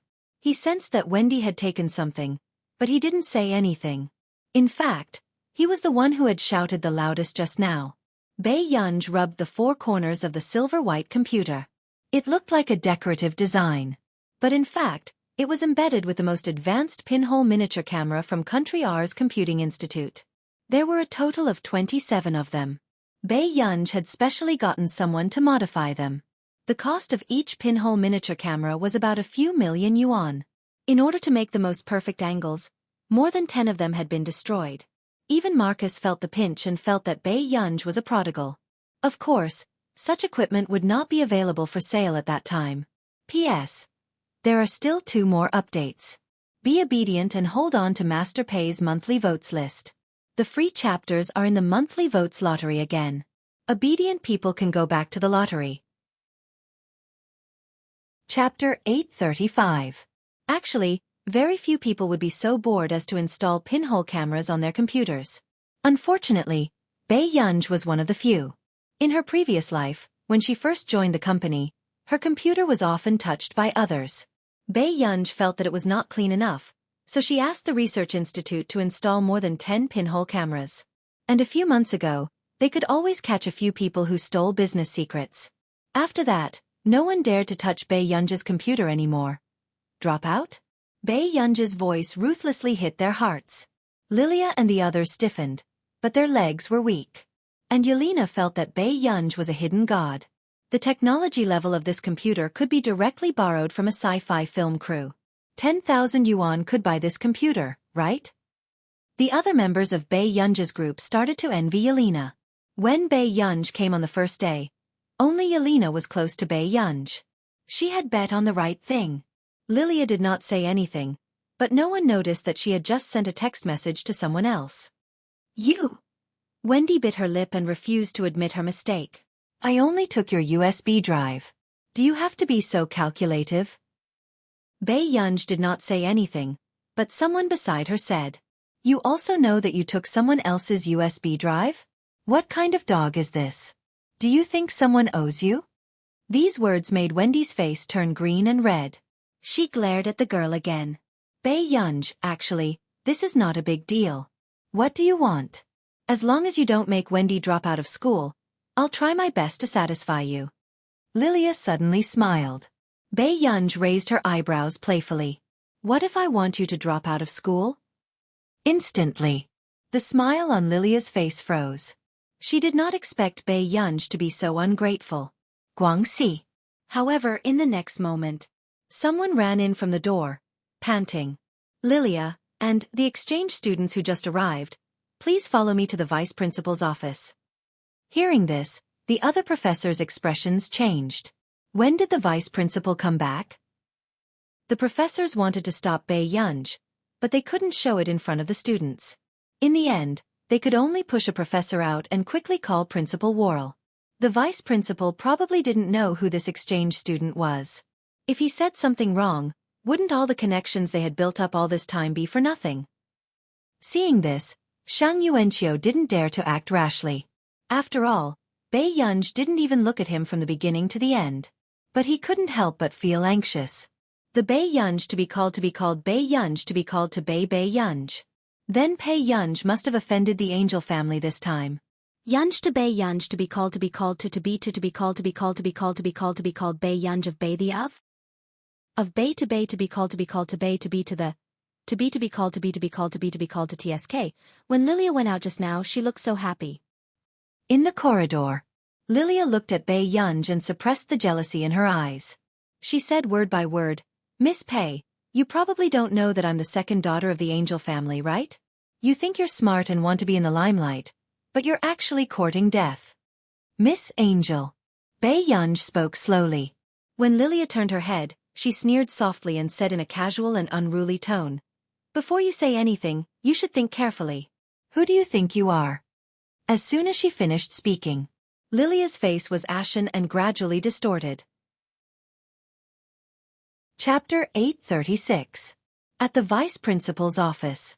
The moment Bei Yunj and Lilia entered, the Vice Principal walked up to Lilia enthusiastically. "Lilia, have you lost weight recently? Sit down and talk." Lilia sat on the sofa and looked towards Bei Yunj. She realized that she was already sitting on a rattan chair. The Vice Principal's expression did not look good. "Vice Principal, let's solve the problem." Lilia told him about the feud between Pei Yunj and her team, avoiding the important points and dwelling on the trivial ones. It only made people think that Bei Yunj was deliberately using her report to embarrass her in public. Lilia smiled and said, "This matter has a huge impact on my team. Vice Principal, you know what the annual recruitment season means to us." The Vice Principal's face darkened and he did not look Bei Yunj in the eye. "Lilia, don't worry. When Mr. Angel comes, he will definitely give you a satisfactory answer." With that, he turned around and said coldly, "Student Pei, right? I wonder if your guardian can be present now? Or any elder will do." Bei Yunj said slowly, "No." The Vice Principal's face darkened even more as he mocked. "Student Pei, do you think it's so easy to resolve something like this today?" Bei Yunj's eyes moved. After thinking for a moment, she chose one from the list on her phone. Soon, under the floor-to-ceiling window, Delaney, who was drinking with his legs crossed, suddenly felt his phone vibrate. He turned to look at the caller ID and shuddered. God of Fortune. Delaney immediately picked it up. "Master Pei, what's the matter?" Bei Yunj was silent for a moment. "There's something. Neely University wants to invite my parents. But my parents aren't in our nation." Delaney's body trembled. He did not expect Neely University to be so arrogant. Invited parents? How were they going to send them back? After reacting, Delaney was inexplicably excited. So, he had a chance to be a fake parent. Rounding up, it would be his daughter later. There was such a good thing. Delaney put on his suit jacket and picked up his most expensive and flashy car keys. He smiled kindly. "I understand. Everyone needs an amiable parent. Aren't I here now? Yunj, don't be anxious." Bei Yunj could sense his anticipation. He felt that something was wrong. After hanging up, Delaney had just gotten into his luxury car that was worth nearly 100 million yuan when Tich called. "What? I'm very busy." Delaney's tone was perfunctory. "Tich, Dad, today is my award ceremony. Didn't you say? Tich, you've grown up. It's not easy for us as parents. Don't make trouble for your father, okay?" Delaney sped all the way and hung up the phone after saying that perfunctorily. Tich. At this time, on the sofa of the Vice Principal's office, a shrewd old man sat calmly. "I'm sorry to trouble you to come here, Mr. Angel." The Vice Principal's attitude was flattering. "It's just that this matter has indeed caused a lot of harm to student Lilia." Angel turned around and saw Bei Yunj. He couldn't help but frown. Why was it her? Seeing that it was Bei Yunj, Angel hesitated. After all, it would be troublesome if he offended Fernandes. However, Lilia suddenly said, "Grandpa, because of something this time, Miss Pei wants me and my friend to drop out of school." Seeing this, the Vice Principal immediately spoke up for Lilia and exaggerated Bei Yunj's evil deeds.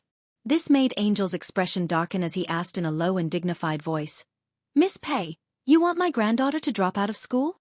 P.S. 500 monthly votes have been delivered. The monthly votes will continue to increase by 1,000. Thank you, children, for helping Master Pei surpass the rankings. First place on the monthly votes list, a new high. Let's guard the monthly votes list and send Master Pei up. Chapter 837. Angel's gaze was cold and carried the pressure of a superior. However, Bei Yunj still looked at him unhurriedly and asked, "Could it be that she's my granddaughter?" In an instant, the atmosphere became even colder. Angel's face darkened. This was the first time he had met such a daring little girl. Did she really think that she could be unbridled just because the Fernan's family had taken a liking to her? "When will the parent she called come?" Angel asked in a deep voice. "Half an hour." After the vice principal finished speaking, he said indignantly, "Old sir, don't be angry. I'm already preparing to contact Hongda High School in Yuncheng and ask her school to expel her." Bei Yunj raised her eyelids and glanced at him. Then, she chuckled softly. "What are you laughing at?" Angel asked with a dark face. "Nothing. I just feel that at your age, you've reached out quite far." Bei Yunj's slow words instantly made the vice principal and Angel's faces darken. Anger was about to erupt from their chests. What did she mean by that? Was she cursing them to die early? Bei Yunj. Lilia's expression changed as well. This was the first time she had met someone who dared to speak to her grandfather like that. "Good. Very good." Angel slammed the cup on the table. "Then," he asked with a dark expression, "who are her parents?" When the vice principal heard this, he whispered to Angel in a fawning manner, "No matter how powerful they are, can they be more powerful than you?" A dark look flashed across Lilia's eyes as she reminded him softly, "Grandpa, the Bayan Manor is only 10 minutes away." Obviously, the person Bei Yunj was looking for was not Fernan's. Angel's brows relaxed. Then he had nothing to worry about. He took a deep breath and picked up his teacup again. His tone was filled with a hint of arrogance and sarcasm. "All right, since she's insensible, then let's wait for her parents to come and let them teach her how to be sensible." Not long after, the vice principal sent an email to Hongda High School right in front of Bei Yunj, requesting that Bei Yunj withdraw from the school. However, when he turned around, he found that the man was still playing with his phone fearlessly. His attitude was particularly arrogant. "When are your parents coming?" the vice principal asked coldly. "The students are not sensible, and the parents don't have a sense of time." Angel sneered. "But don't worry, student Pei. I'll wait for your parents to arrive." Angel thought that Bei Yunj's parents didn't dare to come and were deliberately stalling for time. However, as soon as she finished speaking, a young man in a suit wearing glasses walked in. He was holding a bag and panting. He didn't look too good. Today, the boss had insisted on driving a convertible sports car. Great, it had just rained. He could only let him come to Neely University first. Miss Pei, boss is coming soon," the assistant explained carefully. She did not dare to tell Bei Yunj that Delaney had gone back to change. Bei Yunj looked up and asked, "Where is he?" "Boss asked me to come and listen first. He'll be here soon." After the assistant finished speaking, a mocking look appeared in Angel's eyes. "As a parent, you don't even dare to come?" Angel leaned against the sofa and said coldly and sarcastically, "In that case, I want to know how you want to deal with her. Your family's young lady is very good at offending people." The assistant, who had been speaking obediently to Bei Yunj, quickly got into character. He smiled meaningfully and asked, "Deal with her? She offended our Angel family. Don't you think she should?" The assistant adjusted his tie and interrupted him gently. "I forgot to introduce myself. I'm the assistant to the CEO of Delaney Group. P.S. The monthly votes have exceeded 1,000. After writing today's update, there's still a double update. The monthly votes have exceeded 1,500. Continue to update. They have been very impressive these 2 days. Master Pei is still at the top of the monthly votes list." Old Sue continued to update after guarding Master Pei's ranking. After a few chapters, Master Du should be out. Chapter 838. As soon as he finished speaking, Angel, who was still full of sarcasm, gradually stopped and looked up at him. How was this possible? He remembered that Delaney only had one son. How could he have a daughter? Besides, Didn't Fernan say that this girl had no background? She was really Delaney's daughter. Was this called no background? Or, Fernand's had long wanted to marry Delaney? Angel's mind buzzed, but the assistant smiled. Before anyone else could react, he placed the gold-plated business card on the table.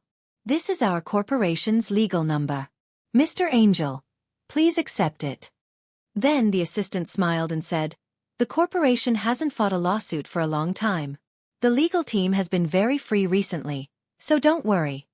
The meaning behind his words was obvious. I'll wait for you to tear it apart. At this moment, the vice principal's expression also changed and he froze. He did not expect this exchange student to be related to the Delaney group.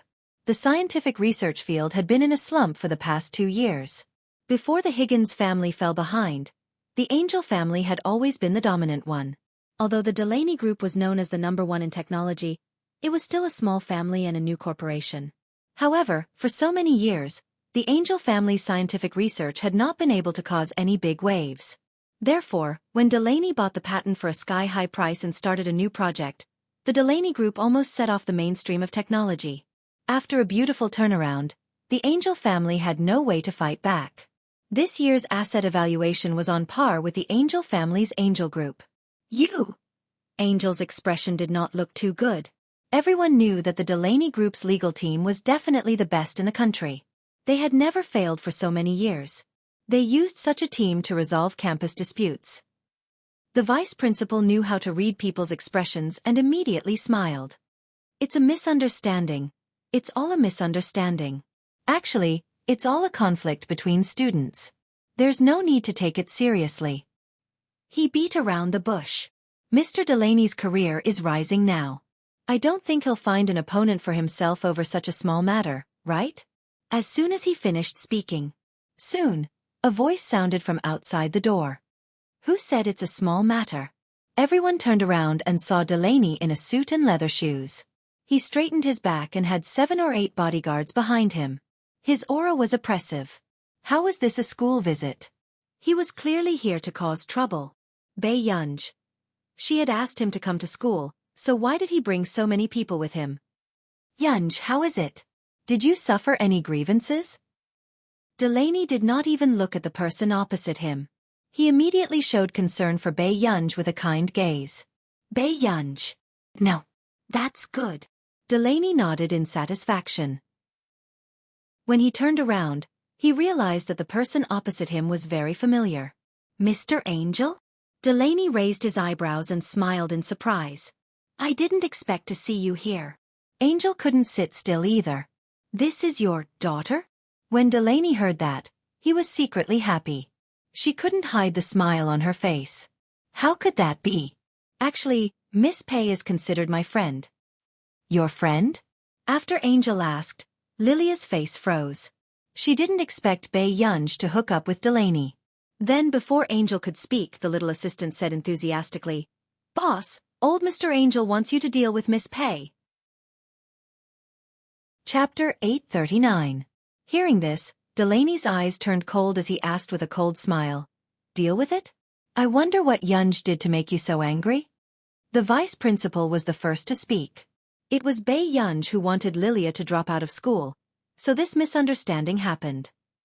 With that said, before Delaney could say anything, a retort sounded from the door. Nonsense. Everyone turned to look. It was Yelena, the principal, and Wendy, who had just spoken. Wendy had only come to see how Bei Yunj had been taught a lesson. After all, Mr. Angel was already here. Wouldn't Bei Yunj lose a layer of skin? However, she did not expect the current situation to be completely different from what she had imagined. What's your name? How dare you? Before the vice principal could finish speaking, Principal Worrell's expression was livid as he interrupted him with a terrible tone. Principal John, it's been hard on you to deal with a student's matter after returning to Neely. The vice principal's gaze was evasive.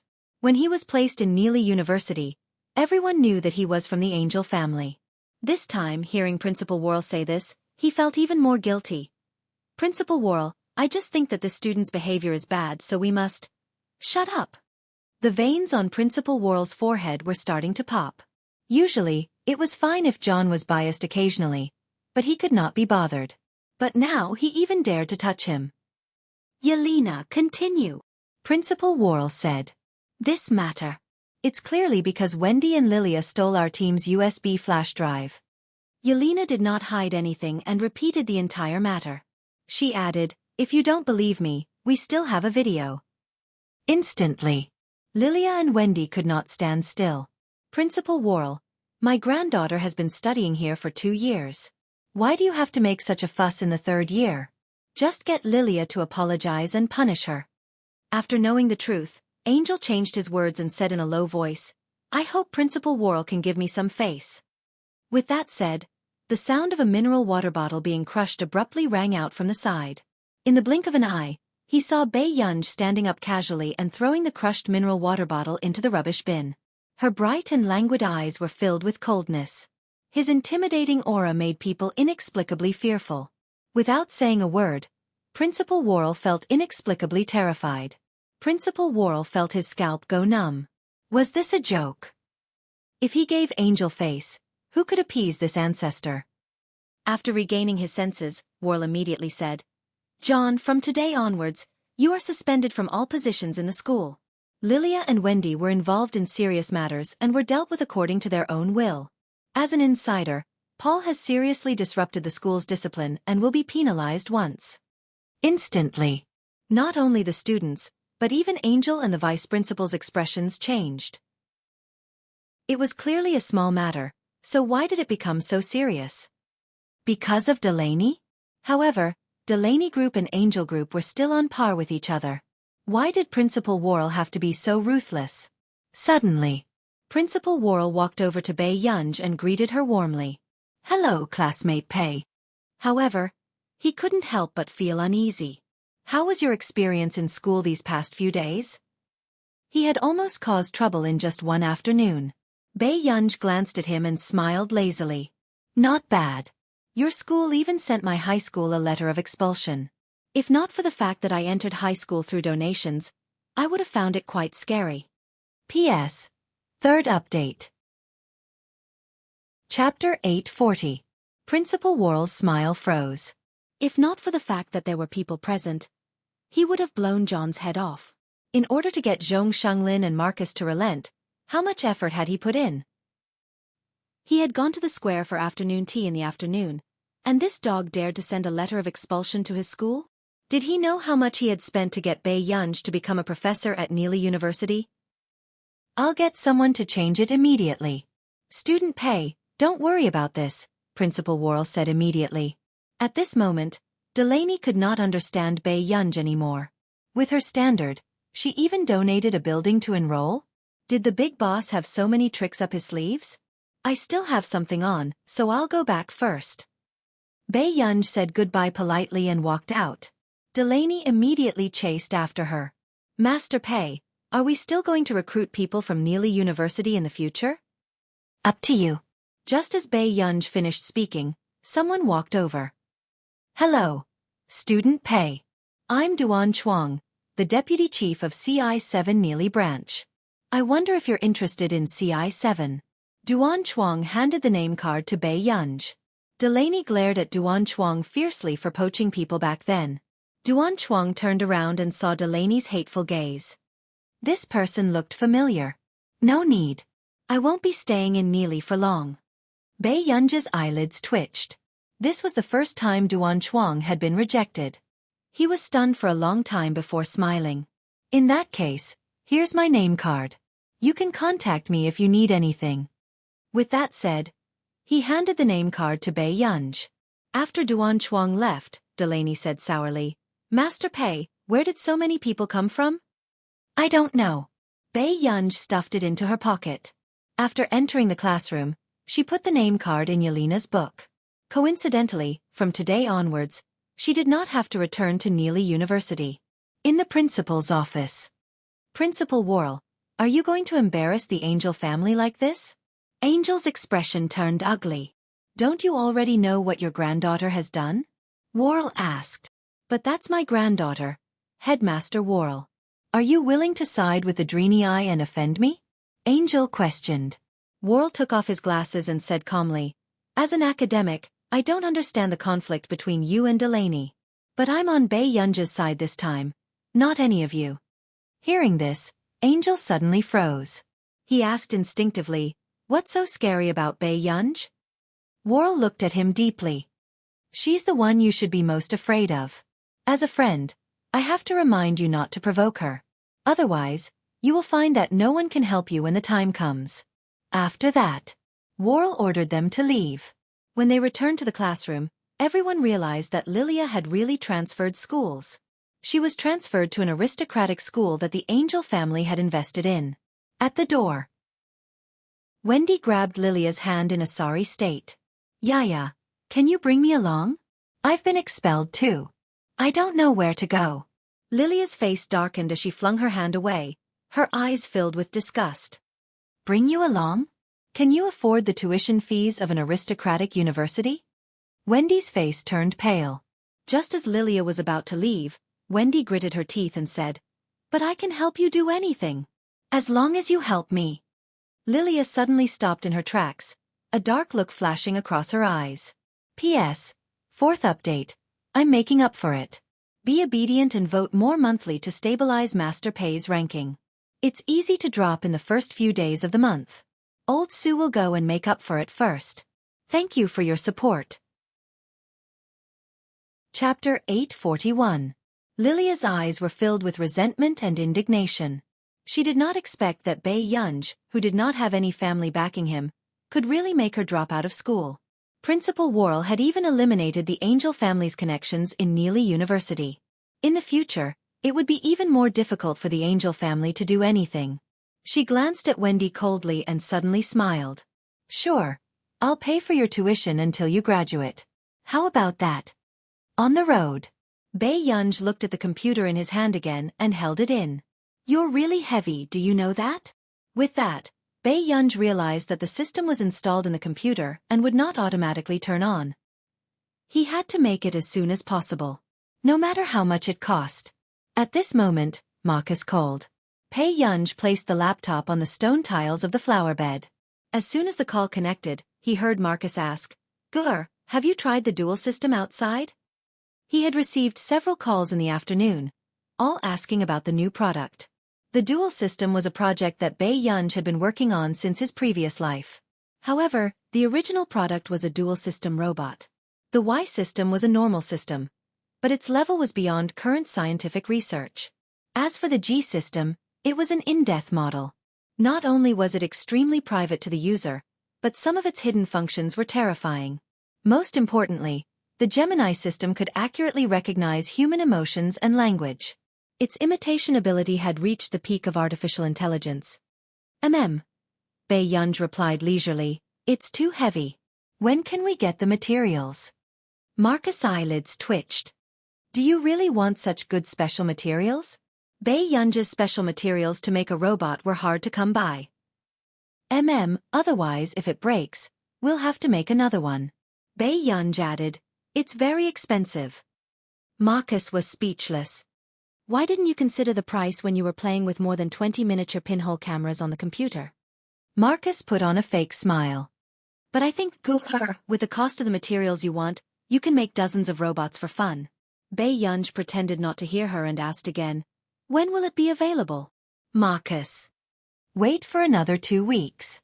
It will take time for their materials to be simulated to the standard you need. Bei Yunj replied, okay, I plan to let Higgins do the project. I'll go over to take a look in the next 2 days. All right. Marcus also knew that Bei Yunj was the heir of Higgins Group. He didn't forget to say, remember to prepare for the award ceremony the day after tomorrow. Yes. Higgins Group. Mai Weiyu walked into Xiang Yan's office and threw the report on the table. Her eyes were filled with anger. Why aren't you willing to change this project? Xiang Yan's tone was indifferent and natural. Only she has the final say in her project. Mai Weiyu pursed her red lips. Her eyes were filled with sarcasm as she laughed. An outsider wants to take down Higgins? Mai Weiyu was the illegitimate daughter of the second head of the Higgins family. She had only been recognized by the second head of the Higgins family 5 years ago because of her business and research abilities. However, her name had never been changed. Xiang Yan, How do you think a young girl like her has the capital to fight against the people in the family? My Wei Yu smiled and couldn't hide the jealousy in her tone. Or do you have other reasons for helping her? P.S. Fourth update. Chapter 842. It was as if he was born to be the center of attention. The smile on Bei Yunji's lips could not be hidden as she quickly ran towards him. Seeing this, Wuxia immediately reached out and held the young lady's shoulders. He let her hug his waist. The man looked down at her. His laughter was low and hoarse. It was so gentle and ambiguous that it made her blush and her heart race. Why are you running? You didn't bring an umbrella? Wuxia's slender and well-defined hand touched her black hair. It was a little wet. It's only a short distance from the airport. Hence, she did not have time to open an umbrella and ran over. The people not far away could not help but take a few more glances at the two of them. Indeed, the airport was a good place to torture single people. Wuxia glanced at her a few times, then watched as Bei Yunji suddenly took away his luggage. Her bright and beautiful eyes were a little serious. Brother, I'll help you carry it. But as soon as she finished speaking, it just so happened that not far away, someone rushed over recklessly. Wuxia's eyes were sharp and his hands were fast. He hugged the young lady's waist and easily turned his head to place her on the steps. Then he took the luggage. Bei Yunji was like a human-shaped doll as she was carried to the side. Sir, I'm sorry. I was in a hurry and bumped into your girlfriend. That person apologized sincerely. The man glanced at Bei Yunji. Then, he turned his head and curled his lips casually. Okay, be careful next time. Bei Yunji. Then, before Bei Yunji could react, she had just raised her head when the light in front of her was blocked. Wuxia pulled down his scarf and slowly tied it around Bei Yunji. He stared at her for a while and suddenly bent down. Brother, take a look. The man's deep and magnetic voice was not serious. It was frivolous and gentle. Brother's little girlfriend. Have you lost a little weight? She was surrounded by his warm and pleasant scent. The man's gaze was even more intense. Bei Yunji's ears instantly burned. She shrank into the scarf and turned her head away. Seeing this, Tian. Wuxia did not continue to tease the little girl and brought her back to the hotel. Brother, you're not going to meet old Mr. Fernandes? Bei Yunji asked. You've seen him? Wuxia asked. Bei Yunji's attention as she looked at the scenery outside.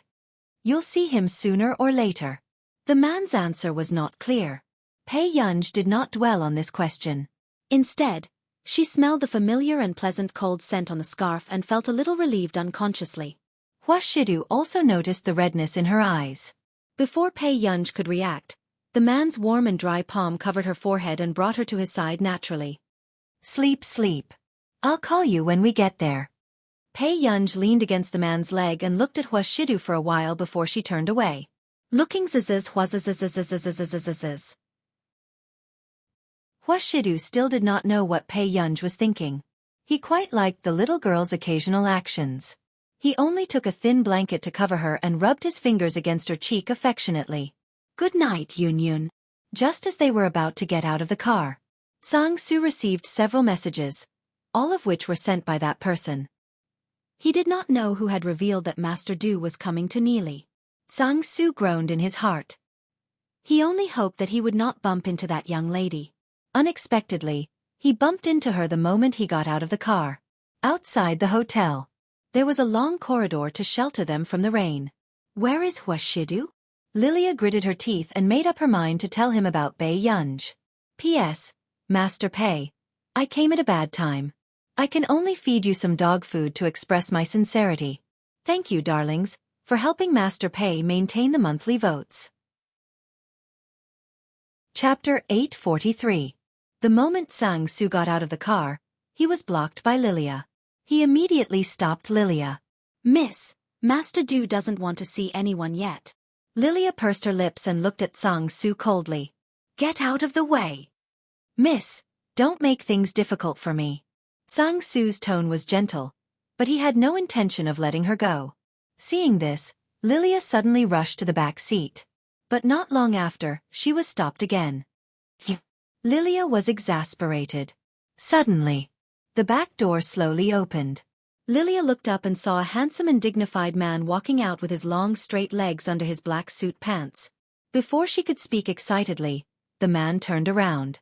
His clear and lazy eyes were filled with gentleness and his thin red lips curled up.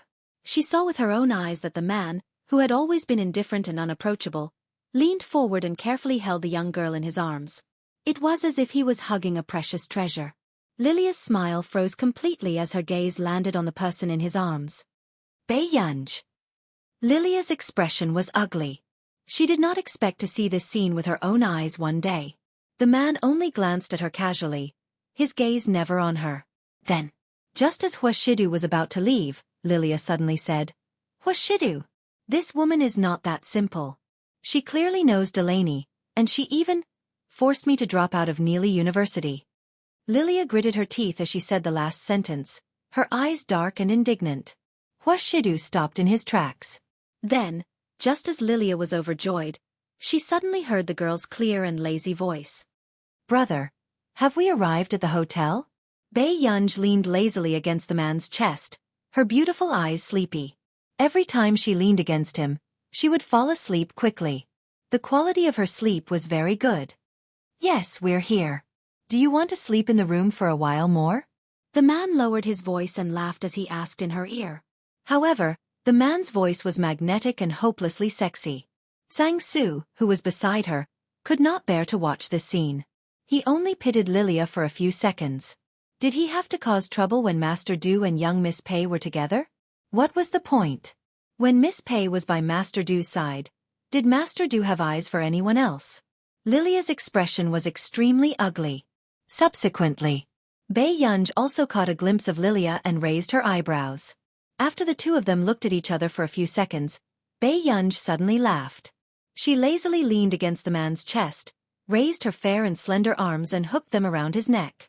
She gently raised her head and rubbed against the man's perfect jawline in an ambiguous and ticklish manner. It was a straightforward declaration of sovereignty. Brother, my waist hurts from being in the car for so long. Bei Yunj's red lips curved upwards. Her lazy voice was just the right amount of flirtatious. You have to help me rub it. It was so seductive that it made people's blood boil, their faces blushed and their hearts beat faster. At the same time the man's eyes darkened. Even Sang-Soo felt that this conversation made him blush. As expected.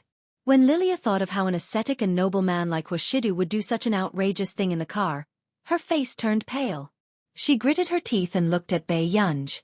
Bei Yunj was still careless as she drew circles on the man's chest with her fingertips. Brother, don't keep quiet. Who knew? The next moment, the man's eyes were so dark that they could not be seen clearly. He slowly swept his gaze over her. Sang-Soo, just one room is enough. Bei Yunj's smile froze. P.S. When Master Du came out, our monthly votes started to drop. Don't you all like Master Du? The monthly votes ranking is dropping. Be good and work hard to send Master Pei to the front row. Pinch. The monthly votes reached 2,000 plus chapters. Because the management children were disobedient, they spent a few hundred monthly votes. Chapter 844. Sang-Soo wanted to say something but hesitated. In the end, he turned around calmly. Yes. Bei Yunj also looked at Sang-Soo, but Sang-Soo seemed to have eyes on the back of his head and immediately ran in. Bei Yunj. Huashidu, Bei Yunj is already so good at seducing men at such a young age. Even Delaney. Lilia's face darkened as she spoke. Suddenly, the man's voice interrupted her. His pale-colored eyes lost their warmth, and his usually gentle and light voice was a little cold. Miss Angel, do you really think that the Angel family can protect you? Lilia froze. Huashidu's meaning was obvious. If she continued, he would not give the Angel family any face. But this was all for a woman. Isn't it good for our two families to have a marriage alliance? Why did you choose such a flirtatious woman? How is she? Get lost. As soon as he finished speaking, Lilia could not react. Huashidu was the one who said that. The man's peach blossom eyes, which used to be lazy and attractive, were now filled with coldness. His tone was flat and light. If you don't get lost, no one can save you. Even Bei Yunj looked up at him. This was the first time she saw him really angry. The Hua family's good upbringing made the man's every move seem refined and polite. She had never heard him say this word. As soon as he finished speaking, Lilia's expression did not look too good, but she did not dare to say anything. After all, even Fernand's went along with Hua Shidu's temper. At this moment, Hua Shidu carried the person in his arms and went straight to the top floor of the hotel. In the elevator, Bei Yunj was silent for a moment. "Brother, it's a little hot." There was a heater in the hotel. She was wrapped in a blanket and a scarf. Who knew? The man glanced at her casually. He seemed to have thought of something and his thin red lips suddenly curled up. His deep voice was a little charming as he said slowly, "What's the hurry? Go back to your room and take it off." Bei Yunj? Wasn't there something wrong with his words? Hua Shidu sensed the young lady's gaze and pretended not to see it. As the elevator approached the top floor, Bei Yunj's heart inexplicably beat faster. She licked her lips. "Brother, why don't I go back and get my own room?" "No need. Big brother will rub it for you when we get back." The handsome and noble man's smile was charming. His magnetic and lazy voice echoed in her ear, and it was so flirtatious that it was burning hot. "Try your best to make our Yun comfortable." Bei Yunj. In the presidential suite. The rain outside had also gradually stopped. From the top floor, one could see the scenery of the city outside the window. After watching for a while, Bei Yunj turned around and saw the man taking off his suit jacket. "Are you serious?" Bei Yunj looked at him for a while and narrowed her beautiful eyes. She suddenly smiled and said, "Brother, you have to be gentle. Otherwise, you'll leave a mark." After that, Bei Yunj really took off her windbreaker. Inside, she was wearing a spaghetti strap dress. Normally, Bei Yunj would not dress like this when she went out. However, she had made it this morning, so she casually put on a khaki windbreaker. After taking off his coat, the girl had black hair and snow-white skin. The wine-red satin nightgown made her skin look as cold and fair as jade. Her calves were so fair that they were dazzling. A certain someone who was about to go to work. The man's gaze darkened silently. Then, Bei Yunj even brushed her black hair aside, revealing her back. Her slender fingers caressed the zipper at the back of her dress. "Brother, do you need me to open it? P.S. Master Pei, who can't take any provocation, is starting to cause trouble again. The monthly votes are 2,000. I'll add more later." Old Su continued to write. Chapter 845. The girl's back was facing him. She turned her head halfway and brushed her black hair with one hand while her other slender and fair hand tried to pull down the zipper.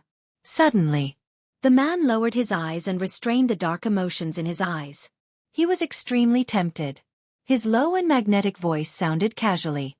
"Yun, if you take it off later, you might not have the strength to wear it." Instantly, these words made the girl's fair hand stop. Bei Yunj's clear and beautiful eyes stared straight at him. After a while, beside the sofa, Bei Yunj rested her chin on her arms and leaned against the sofa. Her bright eyes were lazy and it was obvious that she was extremely comfortable. However, the man was not that comfortable, especially when the softness in his hand made his Adam's apple tighten. Perhaps it was because it was comfortable, Shidu could occasionally hear the girl's comfortable moans. The man's sexy Adam's apple bobbed, and even the mole that made people blush trembled slightly. He laughed hoarsely. "Is it that comfortable? Brother, use more strength."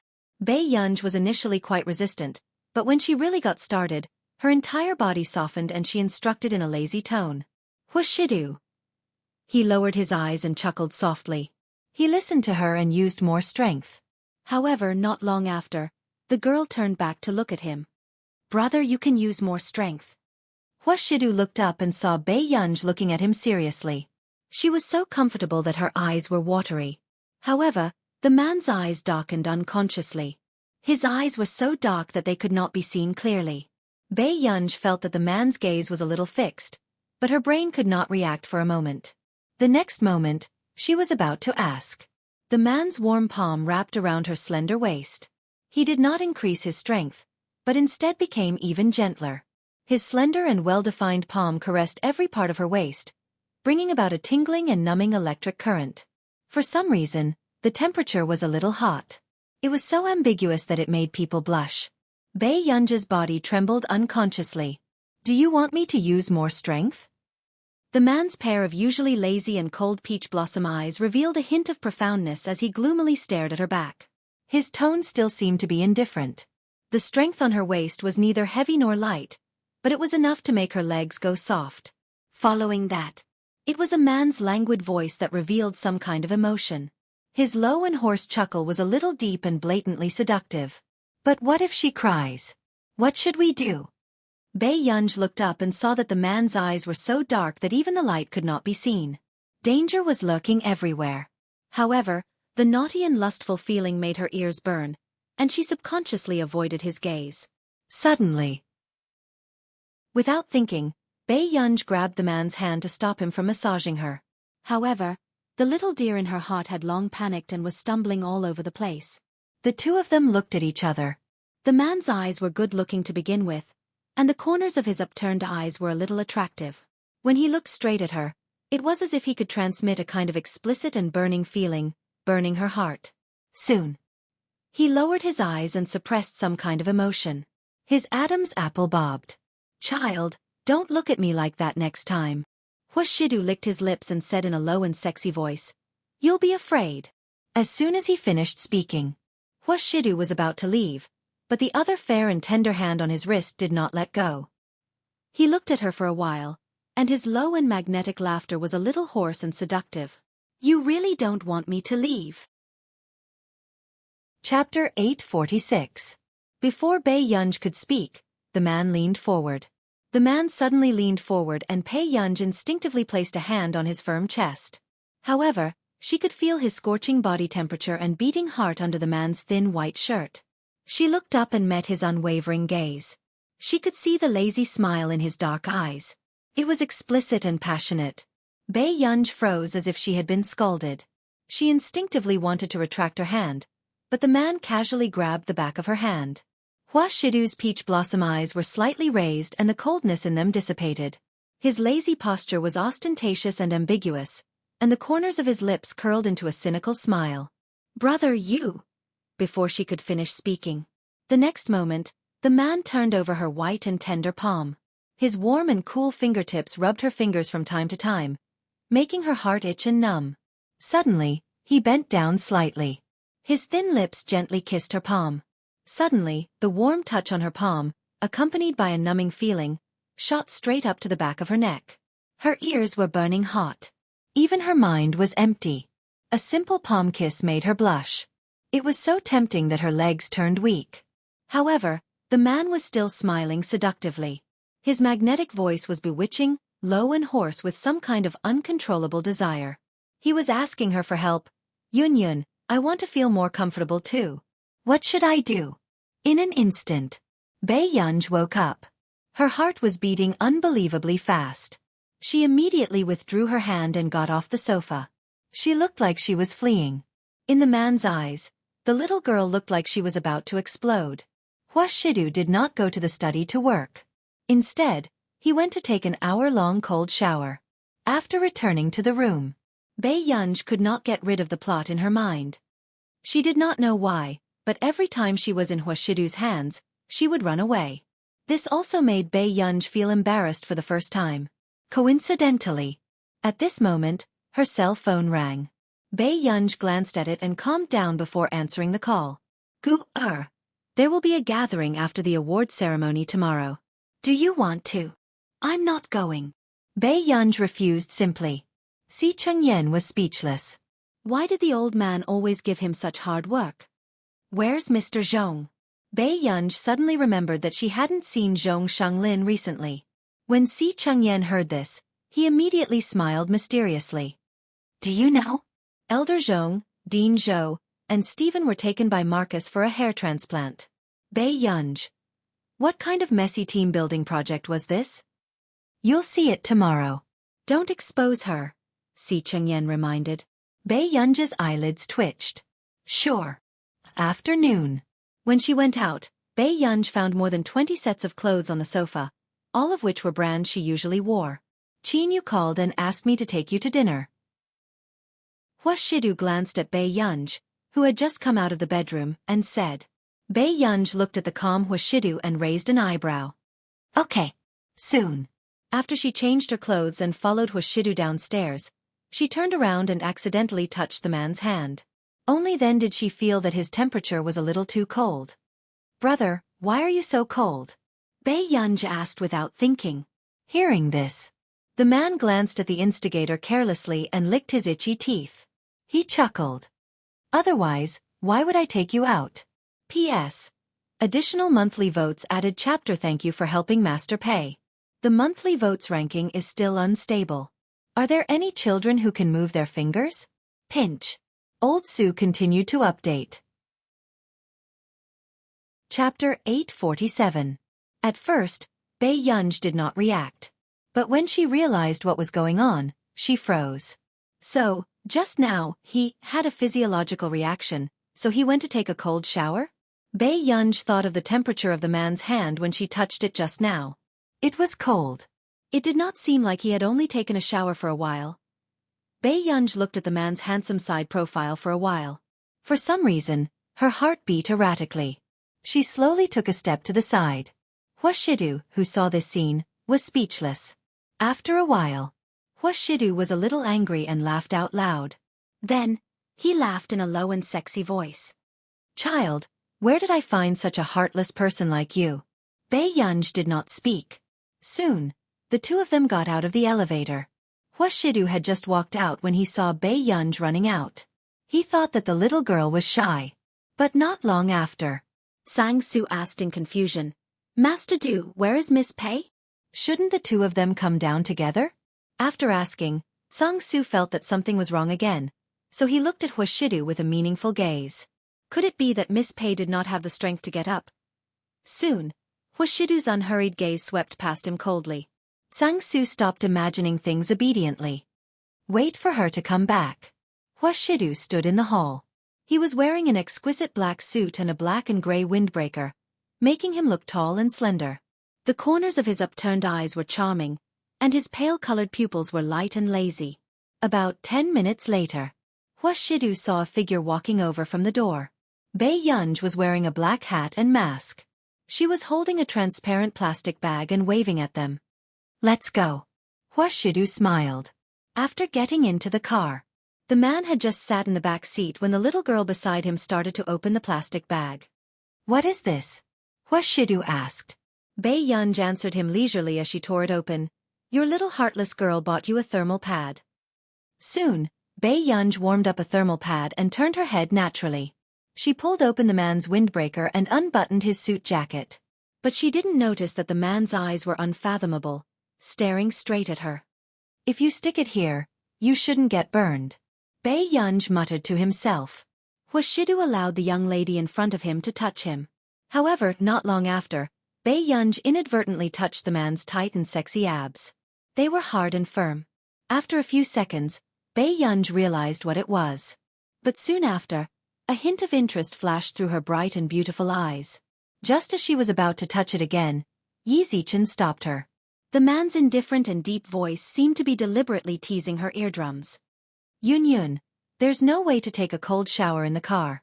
After saying this, Bei Yunj immediately stopped. She glanced at the lazy and handsome man and finished pasting the last one on him. Obviously, she didn't want to talk to him anymore. But in the next moment, Bei Yunj was about to retract her hand when the man grabbed her wrist again. She looked up and saw the man's slender and well-defined hand casually picking open his windbreaker and suit jacket. He placed her hand on the spot that Bei Yunj wanted to touch just now. Even through the thin white shirt, the touch still made her blush and her heart race. Didn't you say that you won't let me touch you? Seeing that the little girl beside him was still pretending to be obedient after taking advantage of him, the man couldn't help but chuckle hoarsely. P.S.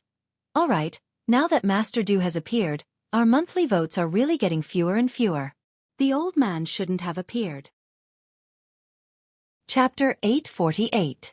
His lazy and magnetic voice was ostentatious and straightforward, as if he was blatantly seducing her. How can I let our Yun Yun bear a grudge? Next time, if brother is cold, who will buy the thermal pads for brother? Huashidu was still holding her hand, afraid that the thermal pads on his suit jacket would be too hot. Bei Yunj's face inexplicably heated up, but she could not retract her hand. But on the way, Bei Yunji's mind was filled with Huashidu holding her hand, and she could not ignore the warmth on her hand. The man's ambiguous low laughter made people blush. Isn't Big Brother's hand hotter than Yunyun's? Bei Yunji's ears instantly burned and she froze a little. Who could stand this D*MN man's unrestrained flirting? It was clearly an emotionless sentence, but when it came out of his mouth, it could instantly make one's hair stand on end. After parking the car, Bei Yunji quickly broke free from the man's hand and got out of the car first. Seeing this, Huashidu only smirked, his fingers caressing the thermal pads the little girl had just bought for him.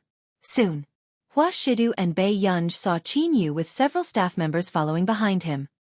Master Du. With that said, Qin Yu reached out and hugged Bei Yunji. Baby, are you cold? Why don't you answer second brother's calls? This scene made Huashidu's gaze land on him carelessly. It was a little dark and unreadable. I'm not cold. Bei Yunji wanted to break free, but Qin Yu hugged her too tightly. Qin Yu, someone is calling you. The man on the side said unhurriedly. Hearing this, Qin Yu let go of Bei Yunji carelessly. Bei Yunji slipped behind Huashidu and held the man's sleeve with one hand. Qin Yu did not see anyone, but when he turned around, he saw this situation. He seemed to be the outsider. Qin Yu looked at Huashidu instinctively, only to see him looking at him carelessly with a faint smile in his eyes. It seemed to be a provocation. Qin Yu was speechless. Let's eat, let's go eat first. In the end, the manager, who knew how to read people's expressions, immediately broke the stiff atmosphere. On the way, Qin Yu walked beside Huashidu and glanced at Huashidu's thin windbreaker. He was only wearing a suit inside and could not help asking, is this windbreaker so good at blocking the wind? Huashidu replied calmly, it's all right. Qin Yu was wearing a low-collared sweater and couldn't help but shrink his neck. Then aren't you cold? Huashidu slowly lifted his suit jacket, revealing the unqualified thermal pads. It's all right. It's quite warm. His tone was calm and composed, but it gave people a feeling that he was showing off. Bei Yunji. Qin Yu was curious. You use such a thing too? Yes. After Huashidu finished speaking, he casually glanced at the young lady beside him. Suddenly, his thin lips curled up and his voice was deep and happy. I quite like it. Qin Yu even snorted, a sneer appearing on his handsome and superior face. He then gestured for Huashidu to look at his torn jeans. His low voice was filled with confidence. Master Du, what's the matter with you? You're even using thermal pads in this weather? Who knew? The man smirked, his tone light and flirtatious. Someone's heart aches for you. Bei Yunji's back froze immediately. However, Qin Yu had yet to react. What did this mean? What do you mean? Qin Yu asked instinctively. On the other hand, the most silent manager at the side seemed to have suddenly understood. He looked at Bei Yunji, who had a slightly strange expression on his face. P.S. I'm dealing with the infringement of this book. I'm sorry that I'm not in a good state and wrote slowly. I'll ask for some monthly votes for Master Pei first. I'll see if I can continue writing. Chapter 849. Then, the manager could not help but turn back to look at Huashidu, a bold thought appearing in his mind. His eyes widened as his thoughts drifted away in disbelief. Especially when he saw that Qin Yu was still clueless, the manager had mixed feelings. Should I give this guy a warning? However, this person always mocked him for being short. Was he letting himself down by doing this? The manager was hesitant. In the dining room, seeing Huashidu and Bei Yunji sitting opposite each other naturally, the manager could not help but look at Qin Yu. Chow Hung, come eat more. Sitting in his seat, Qin Yu handed the curry prawns to the manager. Then, just as the manager was very touched and was about to tell Qin Yu secretly, he heard Qin Yu laugh. I hope you can still grow taller. Don't keep making people think that I'm using child labor. Chow Hung was speechless. King deserved to have your sister snatched away. Chow Hung took the plate of curry prawns expressionlessly and said nothing. When they were about to finish eating, Bei Yunji received a call from Marcus. Hello? Do you want to? Before Marcus could finish speaking, Bei Yunji rejected him politely. Thank you, but I don't plan to do it yet. Then Marcus, who had been hung up by Bei Yunji, was speechless. Which little brat went out to spout nonsense again? Soon, Bei Yunj received another message from Marcus. This was to ask Bei Yunj to send them an address. The people from Country A would come and pick her up in the afternoon to protect Bei Yunj's safety tomorrow. A dark look flashed past Bei Yunj's eyes and she glanced at Wuxia. In that case, she could not stay with him. Bei Yunj licked her lips and said nothing. It was only after lunch that Wuxia walked to his side when he was about to go to the nearby building to work. Brother, today Bei Yunj's eyes landed not far away. I want to stay with my second brother. With that said, Bei Yunj did not notice anything, but the man's eyes darkened imperceptibly. Yes. After all, he was the child's biological brother, so he had no right to stop him. Wuxia bade farewell to the young lady and returned to the car. His slender fingers opened the cigarette box and lit a cigarette. A pair of pale-colored ascetic eyes were filled with laziness and alienation. Master Du, let's go. Dizhou Tower. The moment Wuxia finished speaking, a hint of surprise flashed across Zhang Su's eyes. He wanted to say something but hesitated. Yes, Zhang Su replied. At the filming location. Everyone was very surprised to see Qin Yu with a young girl. Wasn't this girl too beautiful? Only Qin Yu's assistant recognized her. This was Brother Yu's biological sister, the eldest daughter of the Qin family, Bei Yunj. Miss Pei. The little assistant hurried forward to greet him. Yes. Bei Yunj responded and glanced at the gloomy castle. Why did he choose such a place to shoot a music video? All of a sudden. Did you guys prepare anything for our sister Ran? The waist of this dress is so thin, who can wear it? A female assistant walked out and questioned arrogantly. Do you not want to work anymore? This dress was prepared for the female lead of Qin Yu's music video, Han Yu. Han Yu was not considered popular and was at most a B-list actress. However, her sugar daddy was willing to spend money on her. Hence, Yang Xian, who was in charge of the company, turned a blind eye and arranged for her to be the female lead for Qin Yu. P.S. We'll continue in the afternoon. Good night. Chapter 850. Qin Yu did not care about this and had already gone to check the set equipment. After that, the assistant glanced at Bei Yunj and her expression darkened. What do you mean? Did you choose a female lead? Bei Yunj raised her eyebrows. Beside her, Qin Yu's assistant took a deep breath and said with a smile. No, Sister One, you're thinking too much. This is Brother Yu's woman. How would Qin Yu's assistant dare to let Sister One know that Bei Yunj was Qin Yu's sister? During this period of time, hadn't there been a lot of trending searches about them kidnapping Qin Yu? If she found out that Bei Yunj was Qin Yu's sister, she might be caught talking to Bei Yunj the next day. At that time, the headlines would be, #Han Yu and Qin Yu's sister have a harmonious relationship #. #Han Yu is suspected to have been acknowledged by Best Actor Qin's sister #. Can't you turn on more lights? Bei Yunj glanced at the darkness around her and pretended not to hear Sister Wen's words as she asked in return. Young lady, there are a lot of lights here. Come and sit here. The MV director suddenly waved at Bei Yunj excitedly, his eyes shining. The assistant was speechless. Another person who wanted to lure Miss Pei into the industry. Bei Yunj hesitated for a moment before walking over. Just as expected. The director immediately asked, Young lady, have you considered developing in the entertainment industry? Bei Yunj said calmly, No. The director was speechless. This was his first time meeting someone who rejected him so directly. It's all right. This is my business card. You can contact me when you've thought it through. The director handed his business card to Bei Yunj.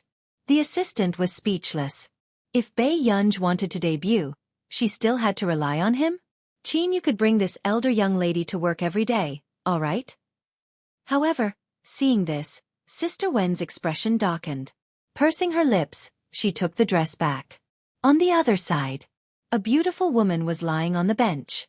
Yu, those people don't take us seriously at all. Sister One was indignant. No one said that they would change our dresses. Besides, Best Actor Qin even brought a young and beautiful woman here. His girlfriend. Han Yu's eyes darkened. Who knows? Sister Wen sneered. Film Emperor Qin is also the son of a rich family. Must the person by his side be his girlfriend? But I've heard before that Film Emperor Qin's private life is very disciplined. Now I see that it's all a lie. Give me the dress. Han Yi reached out and took the dress that Sister Wen handed over. A glint flashed across his eyes. Accompany me to change my clothes. I need to put on my makeup later. You, aren't you angry? Sister Wen asked. What's there to be angry about? Let's go see her later. Han Yu stood up and went to the changing room. She was just a little girl. Was it that difficult to deal with her? Han Yu's eyes were filled with mockery and indifference. Not long after, Bei Yunj saw a woman in a gorgeous long dress walking over. But soon, Bei Yunj looked away and continued to play on the maps of the gods.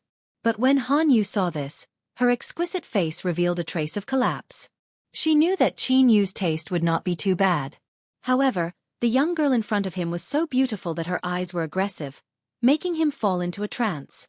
But her attitude was unbelievably cold. Han Yu pursed her lips, feeling a little uncomfortable as she sat at the side. Wen, get me some water. At this moment, the makeup artist beside Han Yu was still helping her put on makeup. But in the next moment, Han Yu asked Bei Yunj, Miss next to me, do you have time to do me a favor? I can't move. Can you help me get my shoes? P.S. Here it comes, good guys. Thank you, children, for helping Master Pei get first place in the monthly votes ranking for now. If you work hard, can Master Pei get first place this month? Pinch. Chapter 851. With that said, Qin Yu's assistant knew that things were not that simple. To put it bluntly, wasn't she asking Bei Yunj to carry her shoes for her? Qin Yu's assistant smiled and stood up immediately. Sister Yu, let me get it for you. Who knew? The manager beside Han Yu suddenly stopped her. Huang Ku, your best actor Qin's woman. If you take care of Sister Yu, others will think too much. Huang Ku's expression darkened immediately. If Bei Yunj did that, Qin Yu would tear Han Yu apart. At this thought, Huang Ku was about to speak when Han Yu suddenly laughed. I'm Qin Yu's female lead. No matter what, I'm still his colleague. Miss, is it difficult to help me carry my shoes? These words were a blatant and high-profile threat. Most people would not dare to humiliate Qin Yu's people like this, but she just wanted this person to know her place and not have wishful thinking about rising to the top. Then before Huang Ku could speak, Bei Yunj, who was beside her, stood up and slowly walked to the shoebox. Is it this pair? Han Yu sneered and closed her eyes without saying anything. As if she had vented her anger, Sister Wen immediately said, Yes, those are our Sister Yu's favorite shoes. You! Before she could finish speaking. Suddenly, the shoebox slammed into the cabinet next to it, scaring the makeup artist so much that her hand trembled as she applied her eyeliner. It made Han Yu's face crooked. Han Yu's foot was hit by something and her expression changed in fright. When she opened her eyes again, it was her favorite pair of shoes that had rolled on the ground. Some of the paint had been rubbed off. Instantly, Han Yu's expression darkened and she pushed away the makeup artist who was about to apologize. She looked at Bei Yunj darkly. You! Bei Yunj's beautiful eyes curved, exuding a faint ruthlessness. She stirred up trouble calmly and sneered unruly. Don't play tricks with me. Otherwise, it won't be this pair of shoes rolling on the ground next time. Huang Ku inexplicably felt that Brother Yu's sister was the real master. Her aura was too strong. You! Han Yu was about to stand up and rush over to slap Bei Yunj. Then, she saw Qin Yu walking over. Han Yu immediately changed her expression. Film Emperor Qin why did you hang up when I called you? The moment Qin Yu came over, he asked Bei Yunj intimately. Bei Yunj said leisurely, bring Xiaoka up. Huang Ku instantly felt guilty and did not dare to look at Qin Yu. Qin Yu also glanced at his assistant faintly, feeling extremely unhappy. Then, his gaze finally landed on Han Yu. Without waiting for Han Yu to speak, he frowned and said, Yang Xian really dares to push anyone to me. The air became strangely cold. Everyone could hear the disdain in Qin Yu's words. Sister Ran covered her crooked eyeliner with an ugly expression. Sister Wen complained, Brother Yu, it was this young lady beside you who deliberately hit Sister Rong with her shoe. That's why Sister Rong didn't put on her makeup properly. Hearing this, Qin Yu sneered and asked in return, Why didn't my Gur hit me when she hit her? Everyone. This sentence sounded very domineering.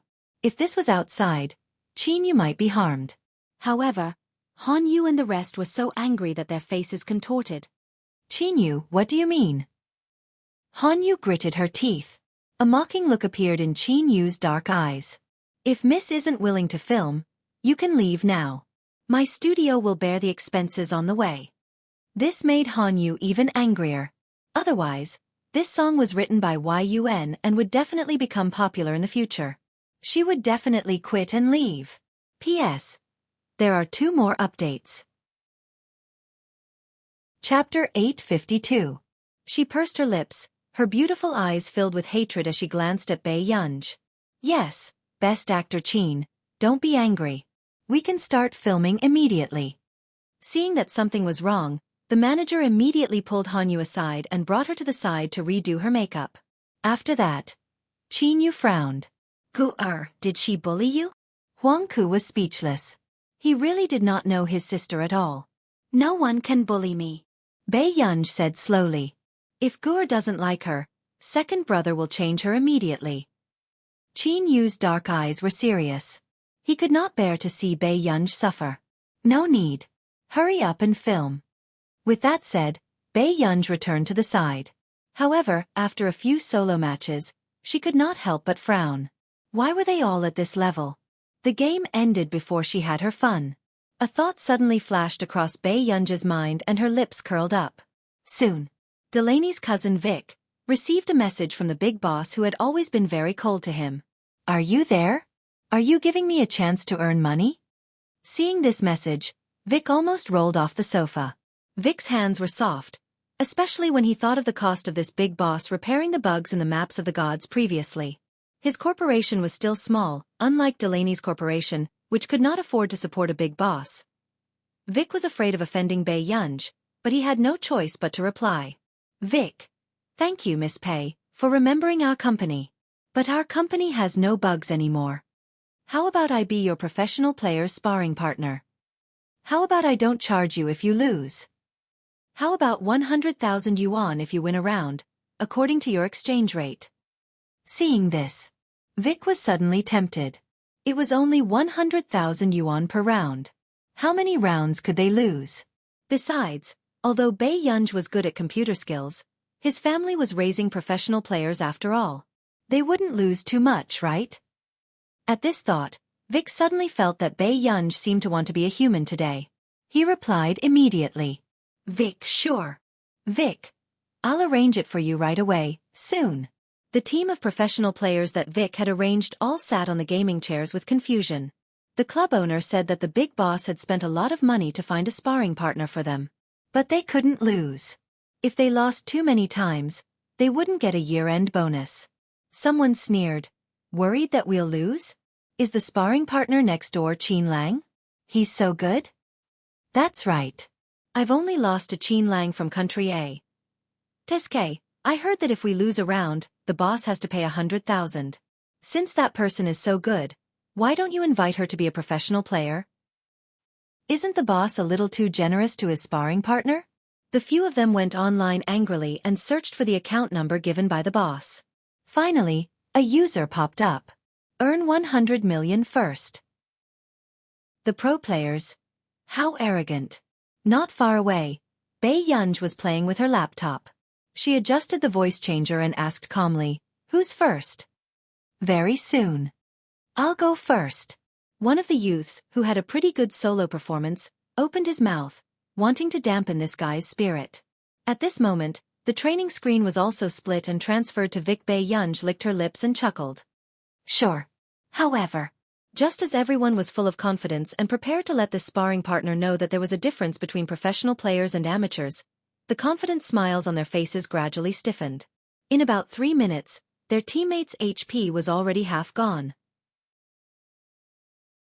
Chapter 853. In less than 6 minutes, the solo match was over. The team members froze. This was a sparring partner worth 100,000 yuan per round? Vic, who was looking at the split screen, was the most disappointed. It hadn't even been 10 minutes and they were defeated? Soon, the other party said calmly, Although you can earn money quickly this way, I hope you can be more serious and continue. The team members were speechless. Soon, the second team member started again. However, this time, the team member was obviously not as arrogant and perfunctory as the last time. He played very seriously. However, 8 minutes later he still lost. So, until now, the team members realized that the Waterloo of their lives was not Qin Lang, but this sparring partner who had earned 100 million yuan first. In E.G. Corporation's building, Vic was about to kill someone. 200,000 yuan. In less than half an hour, 200,000 yuan is gone. Did you see that? Vic was about to break down. The assistant said carefully. But boss, according to Miss Pei's speed, isn't she sure to make a profit? Vic could not keep a straight face. This was a game he made. His professional team was always second place. Now that he hired a sparring partner, they could not even defeat one person. Were they a bunch of useless people? Call them and tell them about the club. If anyone can't even last 10 minutes under her hands, they will be fined. The assistant quickly replied and sent a message to the club owner. After the club owner told the team members were even more stressed. 10 minutes. The longest time they lasted in a team of 7 was 12 minutes. And it was their captain. The team members felt that this person in front of them was even scarier than Qin Lang from Country A. Why was she a sparring partner at this level? Soon, someone asked, "Coach, with your level, why don't you become a professional player?" Bei Yunj raised her eyebrows and adjusted her earpiece. "I only earn quick money. I don't have time." The team members were speechless. What a simple and unpretentious big boss. Hurry up. I only charged 15 yuan at the internet cafe. There are still 4 hours. Bei Yunj looked at the time. The team members were speechless. She was using the lousy equipment of the internet cafe to fight them? They thought that this big boss should be using some top-notch equipment. In the end, it was just an internet cafe that cost 3 yuan an hour? Even so, not many of them could last more than 10 minutes against her? At the filming location. Sister Ran, don't be angry. I've checked, and no one knows that little girl. Sister Wen walked over happily. Han Yu pursed her lips and a trace of unwillingness flashed past her eyes. With Qin Yu around, I can't do anything to her. Who said that? Sister Wen walked over and handed the phone to Han Yu. This is? Han Yu was surprised. This was a photo of her and Bei Yunj. Because of the angle, it looked like they were quarreling. I've already asked a professional fan to send this photo to your fan club. A smug and happy look flashed across Sister Wen's eyes. Sister Wen, didn't you arrange for 20 fans to come to Neely? This time, isn't that girl dead for sure? Han Yu had a sugar daddy and was very generous to her fans. Some time ago, she had given her fans more than 20 plane tickets and hotel coupons. During this period of time, those fans had also been outside taking photos of Han Yu. Now that they saw Han Yu being bullied, how could those fans not explode? Chapter 854. Won't anything happen if I arrange for them?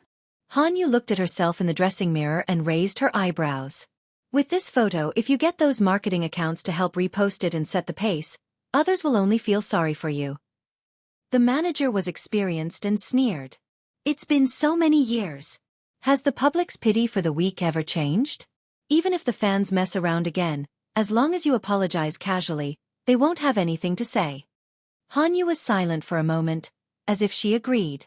Then she asked, "Where is she?" "She should be back soon. I heard Huang Ku on the phone just now. I think she said she'll be back in 10 minutes. Sister Wen immediately said. Then she said, "Sister Ran, your fan club will take at most half an hour." Han Yu's lips curled up slightly. There was mockery in her eyes and a smile in her voice. "Then don't let my fans make a wasted trip. Don't worry. Once that girl returns, I'll inform the fan club." Sister Wen was very confident.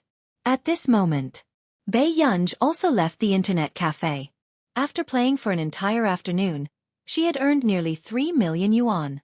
As for the professional players who had been ravaged for an entire afternoon, they were beginning to doubt if they were still suitable for the professional path. And Vic, who was far away in E.G. Corporation. Vic's mentality was already broken. He spent 6 million yuan in one afternoon. He thought that Bei Yunj had suddenly become a human, but he did not expect her to trick him.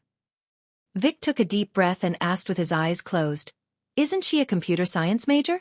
Isn't she in scientific research? How can she even play games like this?" There was still a difference between playing games and studying computers, right? The little secretary was silent for a moment before she immediately smiled comfortingly. "Boss, there's a saying in country A. There's no harm in having more skills. Look, even though Miss Pei is a computer science major, it didn't stop her from winning the Farisk Prize." Wake's face cracked in an instant. How did this person's brain work? Was she God's biological daughter? Vic could not help but take another deep breath and gritted his teeth.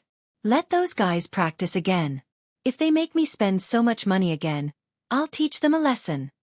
How could a few million yuan for an afternoon of sparring be wasted so easily? If they did not win the championship, they should be cut into pieces. At this moment, Bei Yunj also returned to the set. Bei Yunj looked at the message that the bank card had been transferred to her account. After thinking for a while, she sent a thank you message to Vic. But this time, Vic didn't reply to her as quickly as before. However, a few minutes later, he sent a white Garfield crying emoji. Bei Yunj. 10 minutes later, Bei Yunj suddenly saw someone hurrying in and out with a group of people. Everyone had a serious look on their faces. It was as if he was going to settle some important matter. She couldn't help but raise her eyebrows. Soon, Bei Yunj grabbed Huang Ku, who came back and went out anxiously. "Miss Pei, I'll play with you next time. I really have something urgent to attend to this time." Huang Ku was on the verge of tears. "What happened?" Bei Yunj asked lazily as she tugged on the long rabbit ears on Huang Kuyan's hood. She didn't loosen her grip. Huang Ku looked into Bei Yunj's eyes and didn't know how to lie. She could only lower her head and mumble, "Miss Pei, you can just ask Brother Yu to settle this matter." Bei Yunj had a feeling that this matter had something to do with her. She licked her lips and chuckled. In the next moment, she stood up and prepared to leave. P.S. Be good and remember the monthly votes. Chapter 855. When Huang Ke saw this, she immediately panicked. She immediately went forward and hugged Bei Yunj, refusing to let her go. "Miss Pei, please don't go. The fans outside have gone crazy." Bei Yunj. Not long after, Bei Yunj slowly pried her fingers away. "Let go first." Huang Ke didn't dare to be too presumptuous and carefully let go. "Tell me, what's going on with the fans outside?" Bei Yunj glanced at the door casually. Huang Ke knew that she couldn't hide it, so she could only tell her in detail. "We don't know why so many of Han Yu's fans appeared. They even said that they wanted to stop you. They said that you bullied Han Yu and they wanted to stand up for her. They even asked you to apologize." Bei Yunj raised her eyebrows. "But there's definitely something wrong with the number of fans they have. Even Brother Yu didn't have more than 10 fans visiting him today." Huang Ku immediately said. After all, they were overseas. How could there be so many fans chasing after them? She wasn't Yu Man Ran. Her works were best-selling overseas. "Miss Pei, please don't go out first." Just as Huang Ke finished speaking, there was a sudden loud commotion at the door. Then, 2 people walked in with a female employee. Her forehead was bleeding. "What's going on?" Huang Ke asked anxiously. "Stop talking. Those fans can't enter, so they started to barge in. I don't know which immoral person threw stones randomly and injured her." The colleague said angrily, "Hurry up, send Zhao Yun to the hospital." It was a mess inside and outside. A cold look flashed across Bei Yunj's beautiful eyes. She walked to Han Yu's side. Without waiting for anyone to react, she slammed the half-empty bottle of mineral water in her hand on the table. That bang was enough to make people's hearts tremble. "Aren't you going to care about your fans?" Bei Yunj's words were concise and comprehensive. She just stood in front of her. Her beautiful eyes were cold and she seemed to be smiling. Han Yu and the others were shocked. Then, they forced themselves to calm down. "I don't know what's going on either." Han Yu forced herself to calm down. Sister Wen spoke again. "Yes, it's not convenient for Yu. Bei Yunj's guess was confirmed when she heard this. This matter was done by these few people. Pretty good. Bei Yunj looked at them for a while, then suddenly sneered and said leisurely, "It's not convenient, is it? There's a good place for you later." After saying this, Bei Yunj left. The three people in the arena felt an inexplicable lingering fear when they thought of the aura Bei Yunj had exuded when he walked over. This girl's aura was too terrifying. What does she mean by that? The manager frowned. He had a bad premonition. Sister Wen snorted. She probably thought that everything would be fine with Qin Yu around. She might not know that 8 out of 10 of these fans are Qin Yu and UUCP fans. Now that they had met the person who had torn apart their ship, how could their attitude be good? Perhaps, the more Qin Yu protected her, the more excited those fans would be. A cold glint flashed across Han Yu's eyes as the corners of her lips curled up slightly. She dared to embarrass her. This was what that girl deserved. Bei Yunj walked in the castle and looked at the group of fans on the first floor who were still throwing rotten eggs at people. After a while, the call in her hand went through. "Pei Pei, what's wrong?" It was Lu Zhongzhou's voice. "You can come and pick me up now." Bei Yunj's lips curled up into a lazy smile. "Bring some people along. Someone is causing trouble here and I can't go out. P.S. The QQ reading event this week has started. If you're interested, you can look at the top." Chapter 856. Cause trouble. Lu Zhongzhou frowned and immediately said, "Okay, I understand. Don't move around and stay in a safe place. God Tan and I will be there soon." Bei Yunj hummed in response. Soon. Bei Yunj saw the director and Qin Yu coming downstairs with dark expressions. It was obvious that they knew about this. How dare they block my sister? Who gave them the guts? Qin Yu's low and cold voice was filled with coldness. However, at this moment, Han Yu and the rest were about to leave and were standing at the door. Qin Yu had already arranged for bodyguards and his handsome face was dark. "Qin Yu, it's not suitable for you to stand up for this matter. Someone from my company said that Han Yu and the rest are already leading the charge in the country. They said that your people are deliberately embarrassing Han Yu and bullying her because she's a newbie." The director stopped Qin Yu, who wanted to go out. Qin Yu's ink-like eyes were filled with ruthlessness. His thin lips curled up slightly, full of sarcasm. His long legs kicked over the chair in front of him. The commotion was so loud that it was scary. His usually low and indifferent voice was filled with bone-chilling coldness as he sneered. "Bully her? How long does she think she can stay in the industry if she plays this game with me?" Qin Yu had never cared much about female celebrities who tried to climb up the ranks and deliberately create hype. However, this time, it was obvious that she had crossed Qin Yu's bottom line. With that said, Qin Yu turned around and saw Bei Yunj. Guilt rose in his heart. If it wasn't for him, Gu wouldn't have been targeted. Bei Yunj was silent for a moment. "I got my friend to pick me up. Don't worry." "No, how can your friend protect you?" Qin Yu frowned and immediately grabbed Bei Yunj's wrist. "You have to follow behind me later." This was very risky. After all, to Qin Yu, this face was very important. However, as long as Bei Yunj asked, he could even give her his life. "I said, there's no need." Bei Yunj broke free from Qin Yu. Seeing that Qin Yu's eyes were dazed, they slowly darkened. She pursed her lips and was silent for a long time. "I'm sorry." Even if she didn't snatch this body, this kinship still didn't belong to her. She could take care of the people she cared about for the original owner, but she couldn't touch the original owner's family. Not to mention letting Qin Yu take the risk for her. Gur. Qin Yu licked his red lips. After thinking for a moment, he lowered his head and coaxed her softly. "Just listen to second brother, okay? Second brother, I beg you. I'm not trying to restrict your freedom. I'm just worried that you won't be safe." When the others saw this scene, they were all stunned. Second brother? Was this Qin Yu's precious sister? She had long heard that Qin Yu doted on his biological sister, but she did not expect it to be to this extent. They had never heard Qin Yu speak to anyone in such a pleading tone. Bei Yunj pursed her lips.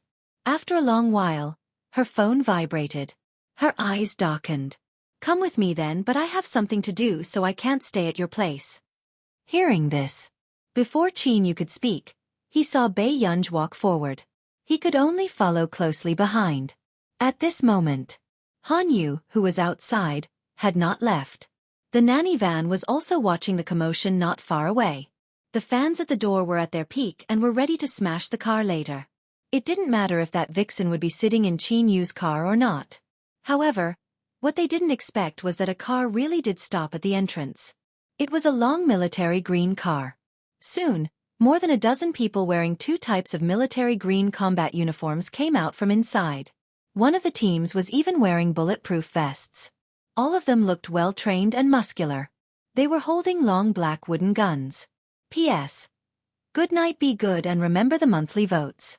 Help Master Pei get on the rankings? Pinch. The weekly ranking event was pinned at the top of the QQ book review section. There were snacks around that were specially prepared by the management ladies. Chapter 857.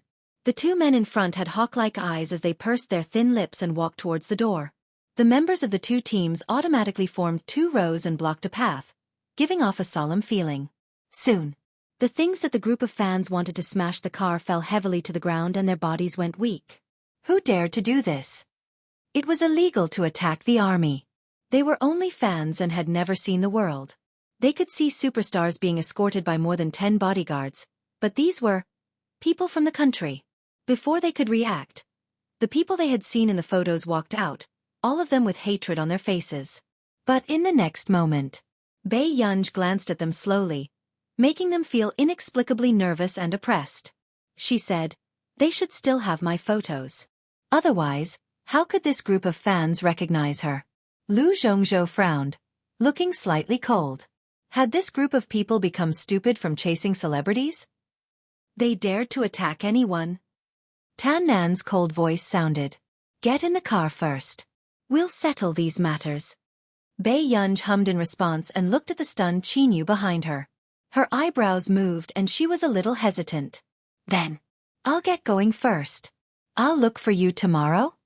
After Qin Yu regained his senses, his mind was in a mess. He didn't know how Bei Yunj knew these people. However, someone who could wear such clothes couldn't be a bad person.